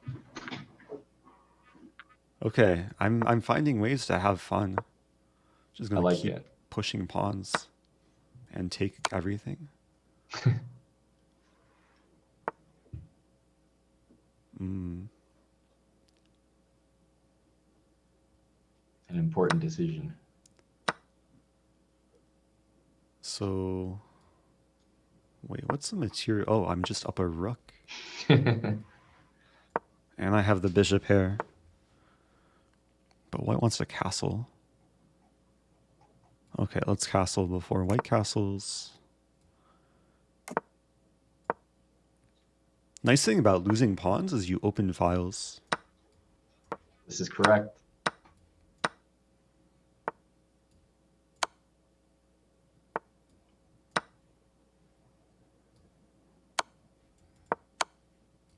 Man, I don't know if I can live up to your ability to promote to another Well, bishop. you're the only one with a pawn checkmate this stream, so I'd Oh, say that's you're true. Oh, more than holding up. can I get another pawn checkmate? Yeah, I was gonna say if he had more time. Oh, this can I is get an very- en passant? Oh, no, I can't. I wanted to set up an en passant checkmate. I think you just win at that point. Yeah.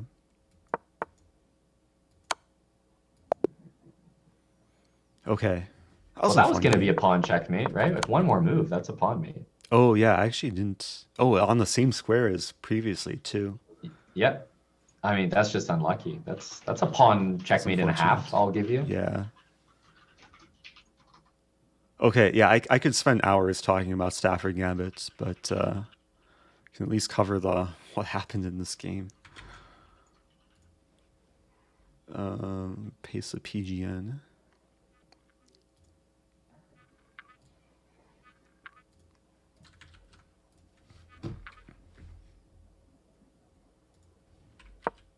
Yeah, so I recently realized I can just have a repertoire where I pre-move e5 on move 1, and whatever white plays, I'll have some preparation.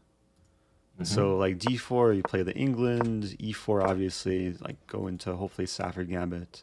If knight f3, this is called the walrus. And if takes, you play knight c6. It's objectively bad, but it's a walrus, so it's fun. And if takes, If it has a takes, name, then that's fine. Basically, especially an animal name. After e4, does it transpose to the Stafford? Yeah, I was gonna say e4. It's just a direct transposition. Okay, So that's that's one probably the reason. best part of it. Yeah. Yeah, it's like the main reason to play the walrus. And if they play d4, e5, the nice thing is that if you don't feel like playing the England, you can always play whatever this is called. Oh, I was gonna show this to you, but you've seen it already. Yeah. The Okay. GMDerek Then Trap. Yeah. we're on the same page here. This is all I ever do these days, in addition to Stafford. But you have to pre-move knight e7, Yes. and you then gotta pre-move this. if they play bishop f4, you've pre-moved knight e7, and then you pre-move knight c6 here. Yeah. The first time I It's ever knight had this c6. in a live stream was against Jonathan Schranz. and he walked into it. He took the. I think I saw Derek get like Naroditsky or someone. Yeah. Yeah, that was like the clip I saw. Yeah, no, I've had this probably 5 or 6 times on stream. It's fun because you like it looks like complete garbage. It looks like you're just pre-moving nonsense, and then you win their queen. Yep. Anyhow, continue. So okay, so Stafford Gambit opponent was probably like clearly prepared here because played the moves instantly. I mean, there's so many traps. Just to start with, like if Bishop G5, this loses to knight E4. You say, "Oh no, my queen," and then you mate. So I get tweets almost on like a. These days, it's probably weekly basis of people like sending me their games from this position. Another trap if knight C3. Actually, Hikaru walked into this as white in one of his like Gambit speed runs. This just walks into knight G4 and blocks better. Right. And bishop E3, we take and we're happy. Then there's some other cool lines, like if white tries to be really, really safe and plays H3, we take on F2. And then this is just a fun line, like it's fun to analyze. Yep. The engine will give castling here, and it's just like equal. White's king could like take, and the engine says equal, find some perpetual, but again, blitz or bullet, we just play this fun. for a win. Yeah. Yeah, of course, always playing for a win. It's funny, like move 9, white's only developed piece is a king on E4. And yeah, why not get all the way to the center if you're going to commit that much? Yeah. And then similar line, like if white plays C3 here, in this line we take on E4 first, hit F2, because if takes we win the queen. And if queen E2, we take and then play F5.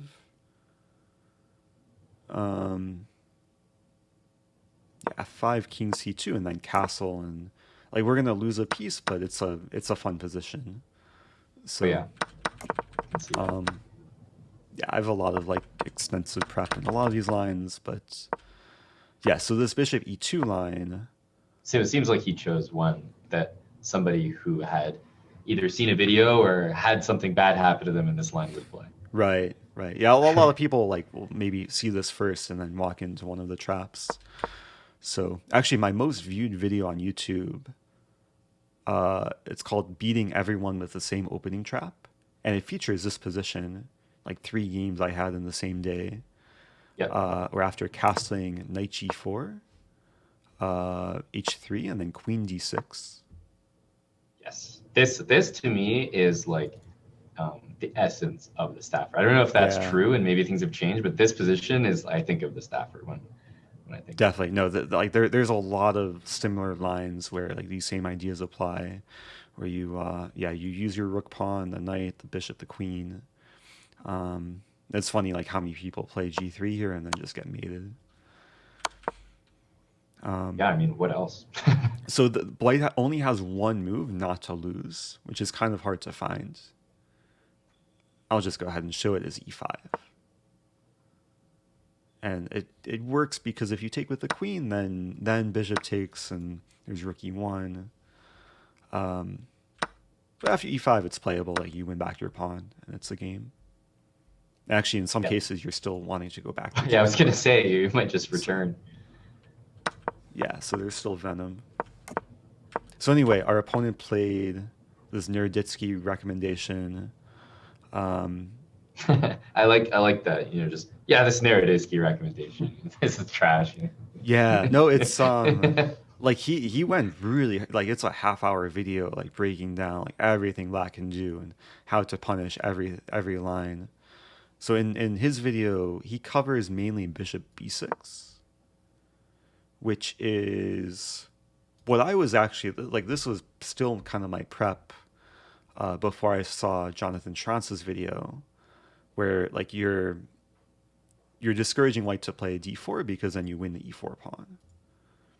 And if castling, then you still have these ideas. The problem is after knight d2, it's really hard to find active play for black. Yeah, I mean, the issue looks like knight c4 is just happening. You lose that bishop, you kind of lose everything. Right. Yeah, so so this is where Jonathan Trance's prep comes in, where like he amazingly just like if you turn on Stockfish, it will say plus like 3. And he found a way to get a position which even Stockfish doesn't understand.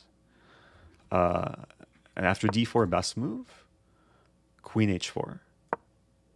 Yep. Threatening mate. This is actually what I I thought. can't castle. So g3 and then queen f6. Threatening mate, or not mate. Yeah, this isn't mate, but we want to win f2. Yep. Most natural move for white appears to be f3. At this point, Stockfish says plus 5. There's a lot of things hanging. Yeah. Knight and bishop are hanging.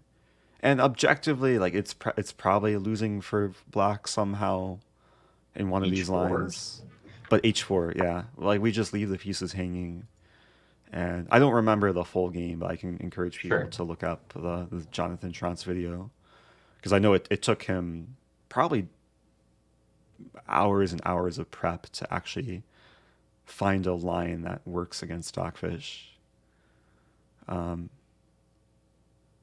there is some really, really cool idea in the video too, involving, I think after rook g1, we take and play like rook h2. I'm not remembering though, so people will have to check out the video. Now it's you have to check the video. Rook h2, dc5, and then some like bishop e6. I think it's actually this line. And then queen d4, is it this? And then bishop c4? I think it's this line actually that he had. Because I have Stockfish turned on and like it said plus 5, but now it's only saying like plus 3. So it's super cool, like bishop c4 like comes out of nowhere. Wild. And like bishop can be taken with 2 different things. If queen takes knight e5, and like black's down 2 pieces but has monster initiative. If queen takes queen, we actually just mate in 2. Yep. And then if bishop takes, we take on. Actually, knight e5 is still strongest, and white's getting forked somehow. Wow. So there's like a lot of unexplored territory in these lines, which I think still has room for development. So cool. Anyway, so that's. I don't think There we go. I've formally shown this on stream yet. Like the Good excuse, response to then. Naroditsky's video, but Right. it's yeah, Stafford Gambit I think is still alive even against strong players. That's cool. That's good. That's reassuring. Yeah. Oh, I can show one more actually. There's one more. So there's another move here, h3. Makes a lot of sense, honestly. Yeah, like just preventing, and it seems like okay, all of black's counterplay is stopped because you can't play knight g4. But I'll give some backstory. This is what Carlsen played against Stafford Gambit. He's encountered it twice in online games, and he played h3, and then his opponent played actually the best move, though really the only move to still stir up counterplay is queen d4. Uh-huh. And then Carlsen here just played the bad move, and then black was doing completely fine. Carlsen played bishop e3, and then after this, black's completely fine. Sure. And probably objectively better, because after this, there's a nice idea, queen here, and eventually like this stuff. So, like if I were to play Carlsen and had the chance to play Stafford, I would, hoping he repeats this line. And then if white plays the best move here, castling, white has to walk a really, really thin tightrope to not lose. And we play queen d6, and again we have this threat. I was gonna say they're about to get re-Stafforded. Yeah. Like this is the exact same thing as before, basically. Someone is asking in my chat, why am I showing this? Yeah, I guess I'm revealing some secrets, but I mean, it's so deep and elaborate that I can't show everything. But I mean, the main idea is after c3, knight g4, and like the fun continues. Yep, same stuff. And the only move that doesn't lose for white is e5. Seems to work kind a of little hard better to than find before. that in a bullet game, but the e5 is kind of annoying. But then there's some line like we can take on f2 and like still try and fight, like takes and get some endgame rook for 2 pieces. If that's the worst, considering all the upsides, not that bad. Yeah, like and like you're probably guaranteed a time advantage if you know this, if you have it memorized, and yeah, definitely not bad for bullets. So anyway, Sick.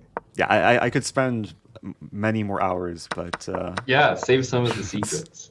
have to keep That's something good. secret. Yeah, Yeah, because you still want to get those positions. that's true. Yeah, I mean, my logic is that I mean, I put more time than most people. That even if people know some lines, I'll hopefully know them better. So Agreed. So here I'll take maybe one of the highest rated guys challenging me right now, 1600. A few challenges Sounds good. disappeared, so let's do this one. And man, I'm just rolling the whites today. Mm. Maybe everyone took black like as part of their challenge. I'm not sure.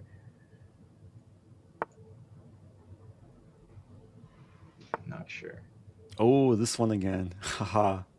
Well, I mean, I think So it's only what you fair. could do? You could play Yeah. e4 and play a Smith Morra. It's just another like That's tidbit, but up to you. Well, the thing is, he's definitely watching, so I feel like he's ready for d takes c5. So it's definitely, you definitely don't give people what they're want. expecting. Yeah. We want to be in control here. Yeah, Smith Morra is like a danger, especially when they accept. The Smith Morra is very dangerous. I don't know what this is called, but Oh, like the Danish inspired. yeah, type like one thing. more. And in this position, I'm pretty sure it's to some people's liking to go queen b3 and hope they take on a1, but the problem is they can take on Take on C1 c1. with check.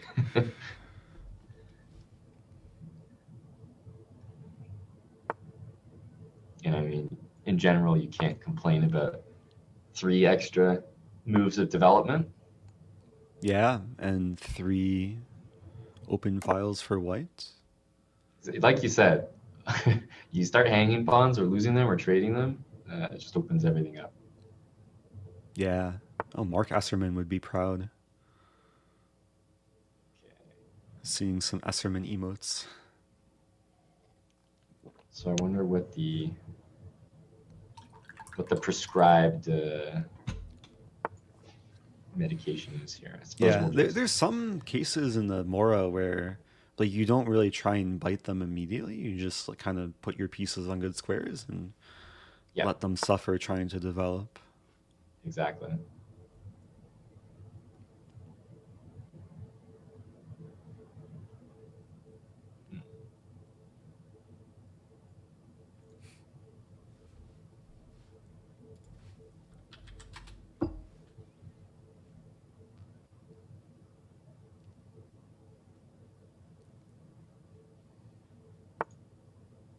Start with a rook. I think Slow there's rolling probably move. no position where it doesn't belong here.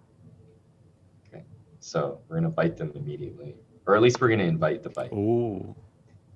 Yeah, this is a very thematic move. Honestly, I would have played like queen e2, rook d1. Yeah, But threatening e5. Exactly. I guess we're trying to get this classic situation where we have the open e file and black's not castled. Like we've already had that in a few games so far. So my plan was like takes knight e5 to take it and give this bishop b5 check and try to push d6. Mm-hmm. And he's having none of the above. So I think the Yeah, good it's thing kind of here sad is for like us. just probably take the dark square bishop and try to be satisfied with that. Go like queen d2, rook d1, and probably like queen g5 at some point. I like it. Yeah, no, this dark squared bishop especially, because now black doesn't have a bishop to contest it. That'll be with tempo. That'll be with tempo too. I'll give him that. Okay. So. I was thinking for a moment bishop d5, but Yeah, me too. I don't know. I mean, black doesn't need to take it. Exactly.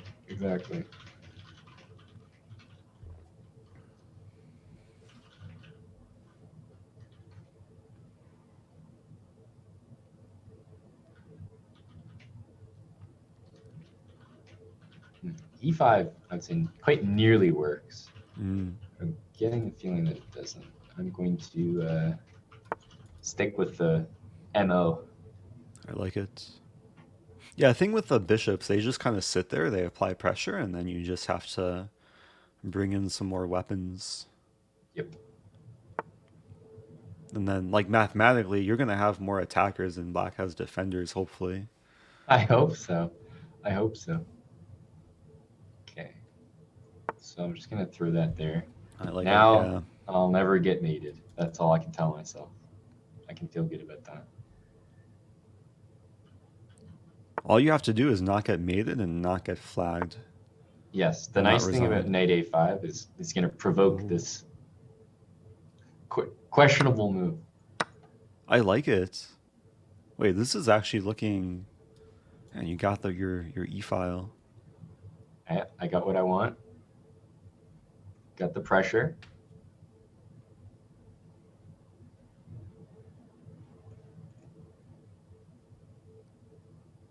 But can you orchestrate a pawn mate? That's the real issue. My H pawn is the closest thing I have. Okay, it's got to be with the rook. I'm not sure that really helped him out here, though. Yeah, I was expecting queen f8, but no, he's just gonna ended pretty brutally for black. It's actually like it was the bishop on b2 that kind of was the thing that annoyed black the entire game, and pretty much secured the win. I think that when you're dealing with this line, I know it's maybe counterintuitive, but I'm sure that the light squared bishop is the lesser of two evils. So I might play e5 if I was black and just kill the dark squared bishop and let the light squared bishop in, rather than deal with the dark squared bishop on the diagonal. Yeah, like one of the bishops is gonna be powerful. But yeah, it's great. Like your bishop got to b2 on move 5, and it didn't move for the rest of the game. But it was one of like your key players throughout. And I never felt like I had to spend time developing it. Like it just sort of got developed for me. That's very true.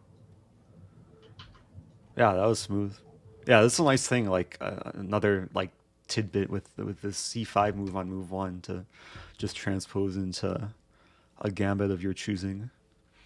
Yep, and I think I'm just on the analysis board, but I think another one that we haven't really mentioned. It's not too special, but just any time against the French, against the Sicilian, that you can consider the wing gambit. I find it like really works well. Just you get a quick bishop often on b2 or a3, and the dark squares in the center. Just the way that you can attack in general, especially against like the French or something, and in this line. Whenever you have like a pawn on e5 and I can't put a knight there, it's just the likelihood of somebody getting Greek gifted is so high. That's very true. Yeah, I've actually I used to show this as like one of the main weapons against the French to students, like in the 1,000 to 2,000 range, because it's relatively obscure, and like if you get this position, it's so easy to play for white, because the center, like you're gonna get in d4, the center is not contested. You have I mean, there's a positional trap of getting your knight to d6. And I think you hit the nail on the head, which is that the center can't be contested. Like most of the time when players play the French as white, especially at the lower levels, like they'll just run into issues where they'll have their entire center just be undermined by moves like this, like simple stuff, and they'll like play bishop here and lose b2, or they'll block d4 with knight d2 or something like that, and they'll hang a pawn. And it's so common that the center falls apart. Like as soon as this pawn drops, the e pawn often drops right after. So that happens all the time. Yeah, no, there's so many. I mean, there's a lot of tricky lines against the French. It's maybe one of the defenses that like I have the most amount of just fun openings to play against. Right. Like there's oh man, of course there's a Magnuson. Like if you want to get an open position against a French player, it's so fun because like after Queen b3, it's. I like this a lot. Yeah, I played this against Varakobian. He's been playing the French for 30 years, never seen it before. I think I saw. I don't know if it was a video, but I definitely saw that game. Yeah, it's on YouTube. You can also you can play the did I call it Nagmanson? Orthoschnapp. You can play the Orthoschnapp against if you play c4 e6, you could play e4 here. Yep. So a few different move orders. Yeah, and then kudos again to Jonathan Schrantz. I think I said Nagmanson because I was thinking about Jonathan Schrantz and like all his setting the trend. many openings. Yeah, and a few other like French lines, like this b3 line is kind of cool. Usually ends up being a gambit after d5. You sack the e pawn, and then there's a cool line g4, and you do stuff. This looks nice. I think there's a lot of success to be had with like random fianchettos. Like this one looks really nice. The other one is when people play the closed Sicilian. I think it's really normal for people to play like e6 d5 almost as a reflex. And we were talking about the Grand Prix, but I think this is pretty underrated opening where they play d5 kind of automatically. And after like bishop here, or even bishop b5 is an idea, but the point is you go bishop here and you hit the pawn, and you know there's this like thing with knight f6 where you kind of have to deal with bishop g5 hitting you at some point, and you basically deal with d4 by going knight d5, and you get this weird position where the guy's gonna like check you really soon, and bishop e6 is like often met by knight f4, which is kind of annoying. So like really, really quickly, it's like easy to go wrong in this position, I find. Yeah, no, I think the common theme with a lot of the openings we're discussing is like we're getting the early lead in development, and then it creates more opportunities for the opponent to fall into traps or just to create difficult situations for the opponent to develop. I think this is actually a Fischer-Spassky game, or Spassky-Fischer. I have a clear memory of them going into this variation. I think they went into the knight d5 line at some point. Yeah, I don't know anything about like this. That's the one thing is like I think most of the things that I play, I haven't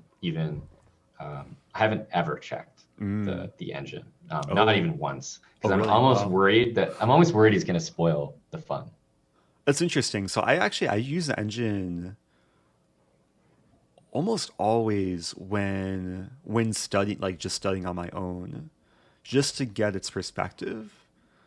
And I don't care if it's like if it gives my position like a terrible evaluation, but sometimes it will offer like ideas that I wouldn't normally consider.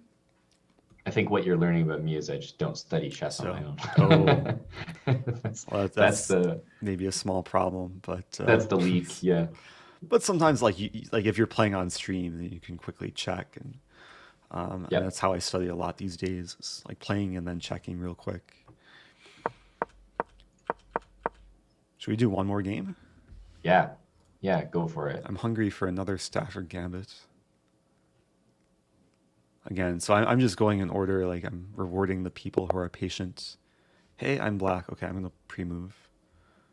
Do my pre-move repertoire. Oh, I have to play in England. Yes, d4, e5, and hopefully whoever this is was not watching the game. Yeah, I'm just pre-moving every move. Yeah, that's what you do.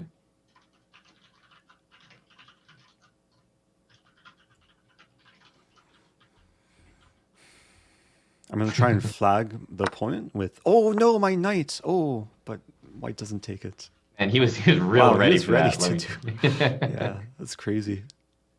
I guess he knew it was coming. Okay, yeah, this will happen every time and again. So, GMDerek, who I discovered this trap from, has recommended that black goes for like this early queenside castling. Yeah, I can only imagine. That's... I'm gonna play c6 first. Actually, maybe not. Let's just develop.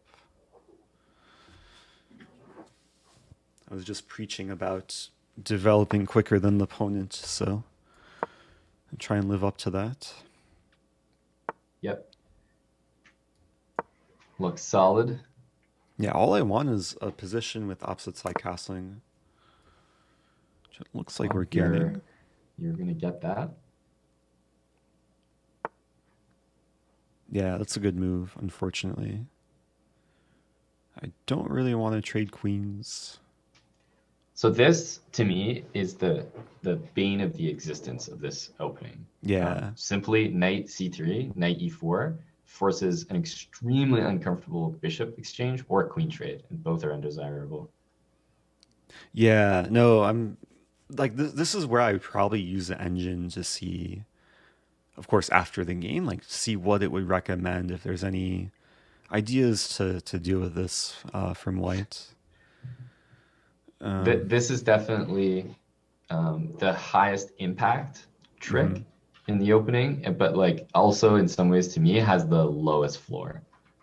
Like the position that you can get, especially a guy just knight c3, knight b5, or knight e4, seems to kind of force what white wants, and I haven't been able to really get out of it.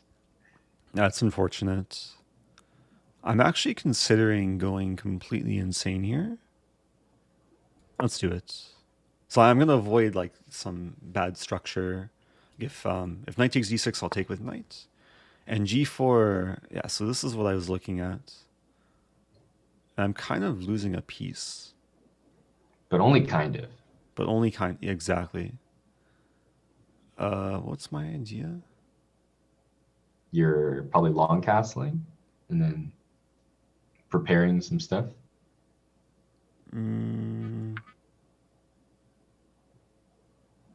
What was your idea? A good question. So what does he do after long castle? Because it looks like you take on f5, like rook takes b6. I kind of want to take on g4 first to have the pawn as a target. And then castle. But then I lose a knight. I guess I'll move back, and then now I'm threatening g4, and I'll have h5 coming. And the good thing about 1473 rated opponent, after h5, as soon as there's tension on the board, everyone always captures. They don't think twice about that. The file's guaranteed to open. Exactly. Just a matter of when. And even if I'm down material and down on time, I'll have compensation in the form of rating. Rating comp plus 1100. Yeah. And like, okay, there's actually like compensation in the position too. I have a threat. I have ideas. But the problem with your threat is if you execute your threat on taking the pawn on g4, you can never open the h file again. Oh, that's true. So it's better he defended it. Let's just sack a piece. I'm so reckless here. I hope there's no small children watching. Ooh. Well, this is perfect. This is really... Yeah, there's bishop b5 ideas. but you've reached the twilight zone. This is, I think the two-piece deficit territory is where most dubious things come to life. It's true. Okay, we gotta lose all the pawns and open all the files. He's a dangerous bishop g4 guy. Yeah. That's okay. He's I'm not fine losing trustworthy. more pieces.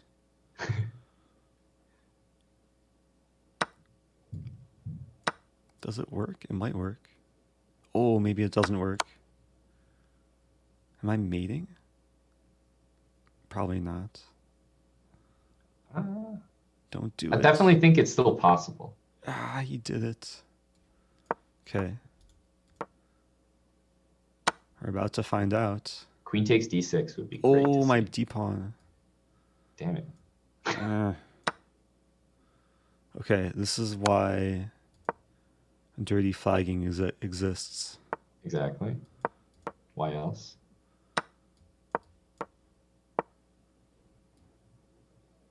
Perfect. I mean, just pristine execution.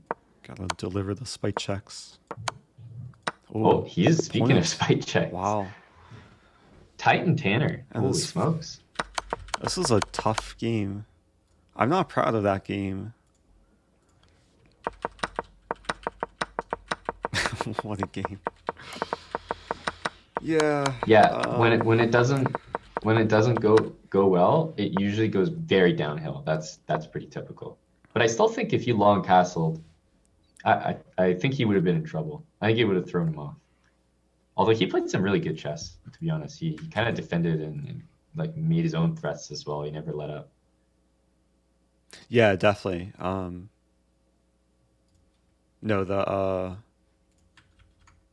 I think the play overall was very solid from White. His time was the culprit in the end. Yep. Yeah, I'm not sure. I'm just checking the engine to see like. So like I haven't really ever looked at this, Mhm. but I don't like this being just like an unpreventable thing. I feel like if That's I true. played this again, I might consider something like knight g6 or knight f5. Just Mm, encourage more captures and Interesting. then get more open lines and definitely avoid any shenanigans on like queen trades or knight takes my bishop. that's interesting. Yeah, there's an idea I was pondering the other day of like in this position, instead of pre-moving knight e7, pre-moving pawn f6. Where so after takes here, then it's not the same sort of trap. There's But less you're trying to bait. increase the amount of baiting that you're doing. Right. That 97 is almost too obvious, and this is like, oh man, he was supposed to maybe take this way, and now that he's gotten away with this, it's so natural to keep going. And f6 might make a little more sense in the position. But maybe it's similar. Like knight's going to come to e7 anyway, so yeah, this takes further work. This is kind of like a one-trick opening. It is. So- It really is for the shock value, and the more people talk about it, it's just too easy to prevent. E3 is also kind of a natural move, so some people are going to block it accidentally. That's true. Yeah. Which is... But I've Like, checked I'd like have no the online opening database, and like the most common moves for white are the ones which fall into the trap. Like these are all the most common moves, and then this is played, I think, more than 50% of the time. That makes sense. So I mean, there's not too many games in it, but Obviously. yeah, But maybe still. there will be more after this stream. I'm gonna have a YouTube video on this at some point. Yeah, exactly. No, this one is like really, really good, and there are just some that are, as we said, more shock value. Like the ceiling is super high, you pretty much immediately win the game, or the floor can be a little low, like kind of a rough position, or simply the trick of the opening fizzles out, and essentially any game where they're not taking your knight, it's just a regular game, pretty much. That's true. Yeah. Yeah, kind of some risk versus reward scenario. Yep, exactly. But there's definitely some like it's nice to have a repertoire. Like if you're really interested in this stuff and you sort of don't want to deal with too much theory, it's like, yeah, pre-move e5, as you were saying. Have a tricky opening that you can play against literally anything and a move that you're ready for no matter what. Yeah, like I think for me, I have different repertoires for obviously over the board chess, but then also for blitz and bullet against strong players, and then blitz against weaker players. Like sometimes you just adjust to who you're playing and what the format is. Yeah, I think probably the opening that I've actually played it like a significant amount of times over the board, probably with an average rating of about 2,000, but up to maybe 2,300. And it's not really a secret of any sort, but I play like this Owens like all the time. Interesting. And it's kind of my favorite opening, like hands down. Like it really is my favorite, because the most likely situation, if everyone plays sort of very obvious moves, is that you end up in this position and they just defend everything the way they should. And the amount of success that stems from this particular position is kind of crazy. That after bishop d2, you always take, and if they take with the pawn, you go knight c6, and really common is, let's say they castle or something, that's fine. You sort of play like knight a5, h6, and you're all about the light squares. But some people will take because they realize that there's no like knight d4, no knight e5, and although they've planned knight a5, queen g4, I think it's pretty much losing for white after this. Like Wow. I think it's just lost. Rook g8 and so much. Pretty much everything teamwork happens from black. Pretty much everything happens at once, and as you can imagine, there's lots of like quite pretty checkmates and whatnot that can like two-ish, man, all sorts of stuff. Like I've had this a billion nice. times, and just kind of cute. But and white the just played all itself natural moves too. Yeah, the position is like really comfy, and if they take with the bishop, the amount of times that after just quick c5, the amount of people that blunder their bishop to this trick is just c4. It's just crazy. It's just crazy. Yeah, this is all new also for me. My favorite. Yeah, I've never really explored like the main lines for black with b6. Yeah, it all stems from like this d5 move, and there's so many ways to play it. Like some people just have a preference to go for quick d5, they'll go like c5, but I'm always trying to like pretty much give this bishop away and put so much pressure that eventually you either get them taking or pushing. And either way, I think mostly, it's all about the light squares for me. Is there a line with f5 too? I have some vague memory of like f5. I don't know if it's bad for black. So f5, like bishop d3, f5. Yeah, f5. I think it works for white, if I'm not mistaken. Like I think it wins for white, but they have to know like 15 moves. Gotcha. Or something like really specific moves. So yeah, the rule is generally if the bishop's on f8, f5 is bad, like according to the engine. But it's really fun. I know there's like specifically videos out there on YouTube that outline exactly like every single move you have to know here. So those are kind of fun too, because it's like, if they don't know what's going on, you have this stuff. I think it's bishop g7 and the king goes over, some knight g5. But if white makes one blunder, it's like boom, just like black wins or something. Yeah, I guess this is where engine preparation would come in. Yes, this is where you bust out an engine and try to solve it if you want to try it. It's worth a try maybe, but just know I think the evaluation is pretty significant for white here if they play it right. But yeah, it's not something I've really dug into so much. Yep. But there is one line I guess I discovered recently. I first discovered it by just searching Ray Robson's games and saw he plays it. And then Jonathan Schrantz made a video about it. It's called the NASELWAUS. The NASELWAUS Gambit. Did they name it themselves? I think it's just like one of the, if you just play the moves, it's what chess.com should tell you. Really? So in this position, after bishop b7, You can play bishop g5. Yeah, the NASELWAUS.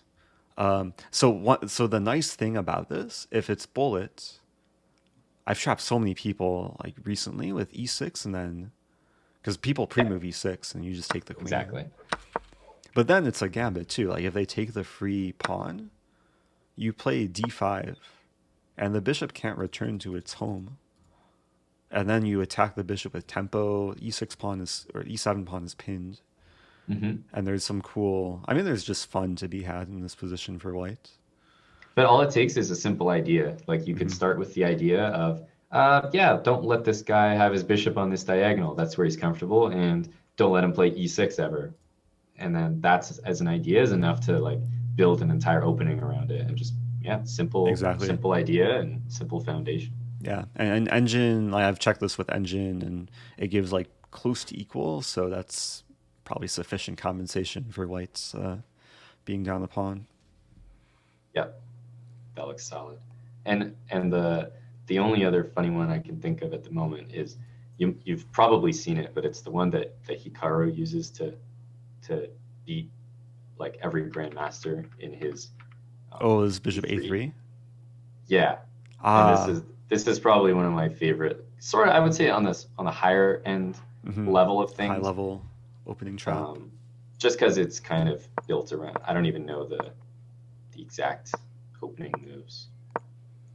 Yeah, I think I actually first saw this in like an Agad video. And it's just so natural that like c5, you win back the pawn. Yeah, this is nice. And you just win this pawn, and then you like take the knight and like plant your knight on d4. It's a disaster. Yeah, and white's setup looks so non-threatening here too. Yeah. And you're not expecting like the whole position crumbles for black. Yeah. Yeah, so this is not like, it's pretty specific, but I think at the higher level, it's fair to say that what black has done is so common, honestly. So he really gets like tons of GMs. If I played Fianchetto, which I don't, I'm sure he'd get me as well, but I had just luckily haven't encountered it.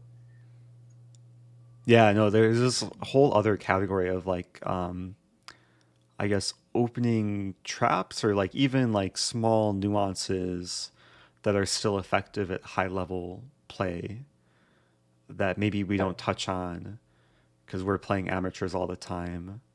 But yeah, this is a big passion of mine, especially when it comes to preparing for players to find even like small tricks in the opening to throw the opponent off and get even some small advantage. Definitely. So definitely. There's one, I'll just share one in the London. Yes. I would imagine you've seen it by now, but this line with e6 b6, this queen f3 line, like Stockfish Leela approved, engines will give like plus 0.5, and there's cool ideas with like knight c3 eventually, pawn storm on the king side. Just super fun opening to look into, and like a lot of players just haven't seen this move before, even at the top level. And is there some sort of queen g3 that happens eventually? So first of all, black has to commit either knight c6 or d5, which is usually there are two moves that you don't really want to play in the structure. Imagine d5. Eventually, we do want to probably play g4 and then queen g3, but we can start with like knight e2, castling, and then do the kingside stuff. Yeah, the queen f3 followed by like g4 is always really nice because the queen always protects the rook on h1. I think it's the best feeling you could possibly have, like launching the pawns forward. Yeah, if black ever plays h6, you can safely play g5 and not worry about the h-file opening. Yep. Oh, this reminds me. Oh, one of my favorite dumb, dirty openings. It's like a long kind of line, but it's super fun in bullet because you just get so much initiative, and it's relevant to this h-file opening. Okay, dumb and dirty. Let's go. Yeah, I'll quickly show it. It starts with a Budapest. I haven't played it in a while, actually, because I've been playing this Englund garbage. But Budapest Gambit. Uh-huh. Budapest like has a bunch of traps that are like pretty well known, but this is a bit lesser well known. So main move here is bishop f4, and then we play bishop b4. Knight d2 is main move, and then d6. And it's just a super fun gambit. Like after takes, queen f6, and white has all these targets. And I guess I was reminded, because there's a line where the h file opens, like the most natural move for white e3. We play g4, and the fact the queen's defending the rook is relevant, because after this, we want to trap the bishop. White plays h3, we still attack the bishop. And then we would do this weird trade thing, like takes, takes, takes, takes. And then imagine takes, and then takes. Just possibly the worst pawns to ever exist. Yeah, like white's structure is hilarious. And we're threatening takes, takes, takes, and winning everything. And if knight f3 defending, we do this, and again, we're threatening takes, takes, takes. So... And this doesn't really help white. Like, yeah, no, so it's usually just a cool taking the c7 helps black, which is kind of funny, counterintuitive. Yeah, we just develop, and the pawn's going to be weak. Yeah, this is great. The Budapest has the problem with the Budapest is that I feel like if they give the pawn back, I'm never a huge fan of it. But that's like with any gambit. There's always like a couple lines that aren't too nice to play against, but the upside is so high. Well, I can show a few like lines against the Budapest. Like if you're white here, there's a few traps you can play against the Budapest. One of which someone just like randomly commented in a YouTube comment, and I looked into it and it was like engine approved and it was really cool. I had never seen it before. Is knight g4, e3 takes, and then f4. Knight g6 is natural, and then h4.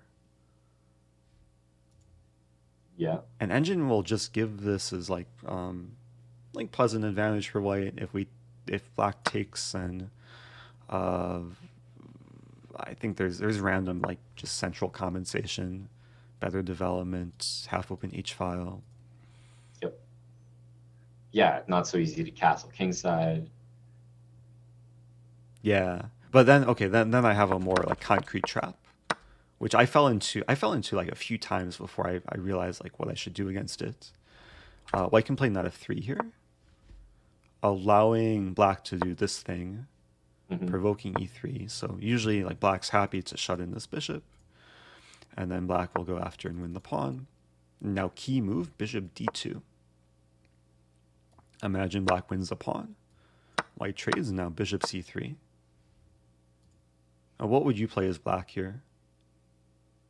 d6. I would play d6. d6. d6 looks natural. Loses a piece. White is winning a piece after b4. And it's nice. Like it. Yeah. Like it's not too often white gets a bishop on c3 so early, but it's a reason to go for this early idea, and then we can take and eventually trap the bishop. Nice. So yeah, very innocuous bishop d2. Like it's not really up to anything, seemingly. Yeah, no. Again, it looks like non-threatening, and but it has this clever idea. And I like the fact that it starts with e3, because e3, the amount of times that people just hang their knight and just play knight c6 is actually overwhelming, because they're so used to white playing knight f3. That's true, yeah. Like usually as black, you're getting ready to play knight c6. So anyway, I feel like we were like continually tangenting into every opening territory. Every like one thing will remind of something else. Like as soon as you did the London, you of course reminded me of the best London trap, which is h5. H5, yeah. So it's like, something will remind me of this, and this will remind of something else. So we could be here for ages. Yeah. But I think we covered covered so many different things. So I hope people maybe learned a thing or two. Yep, or maybe know which openings they're going to take up now. We might, apologies in advance to everyone in the, sub 1500 range who has to deal with these for a bit more often for the next week. Yeah, like you can learn how to use these traps, but then you also have to kind of understand how to not get trapped yourself. Yes. Yeah, quickly identify which ones could be coming at you, because there are certain ones you're going to have to deal with certain opening repertoires. Like if you're E4 player, D4 player, you can adjust accordingly. Definitely, yeah. I mean, these days I don't really consider myself one or the other. I'm just like all around, like continue to experiment. Yeah, so anyway, this is great. We should. I'd be happy to do this again. I could spend hours and hours, probably days or years, talking about these sort of things. No, absolutely. This was definitely fun.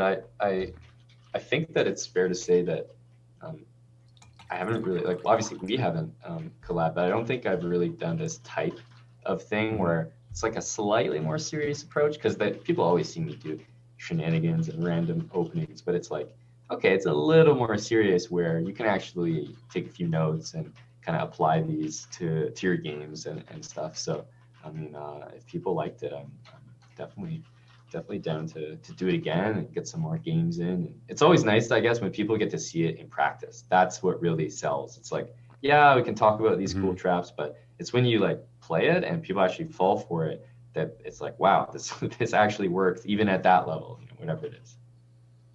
Definitely, yeah. I mean, I think people appreciate the educational value, and yeah, I'm seeing some kind words in chat. More.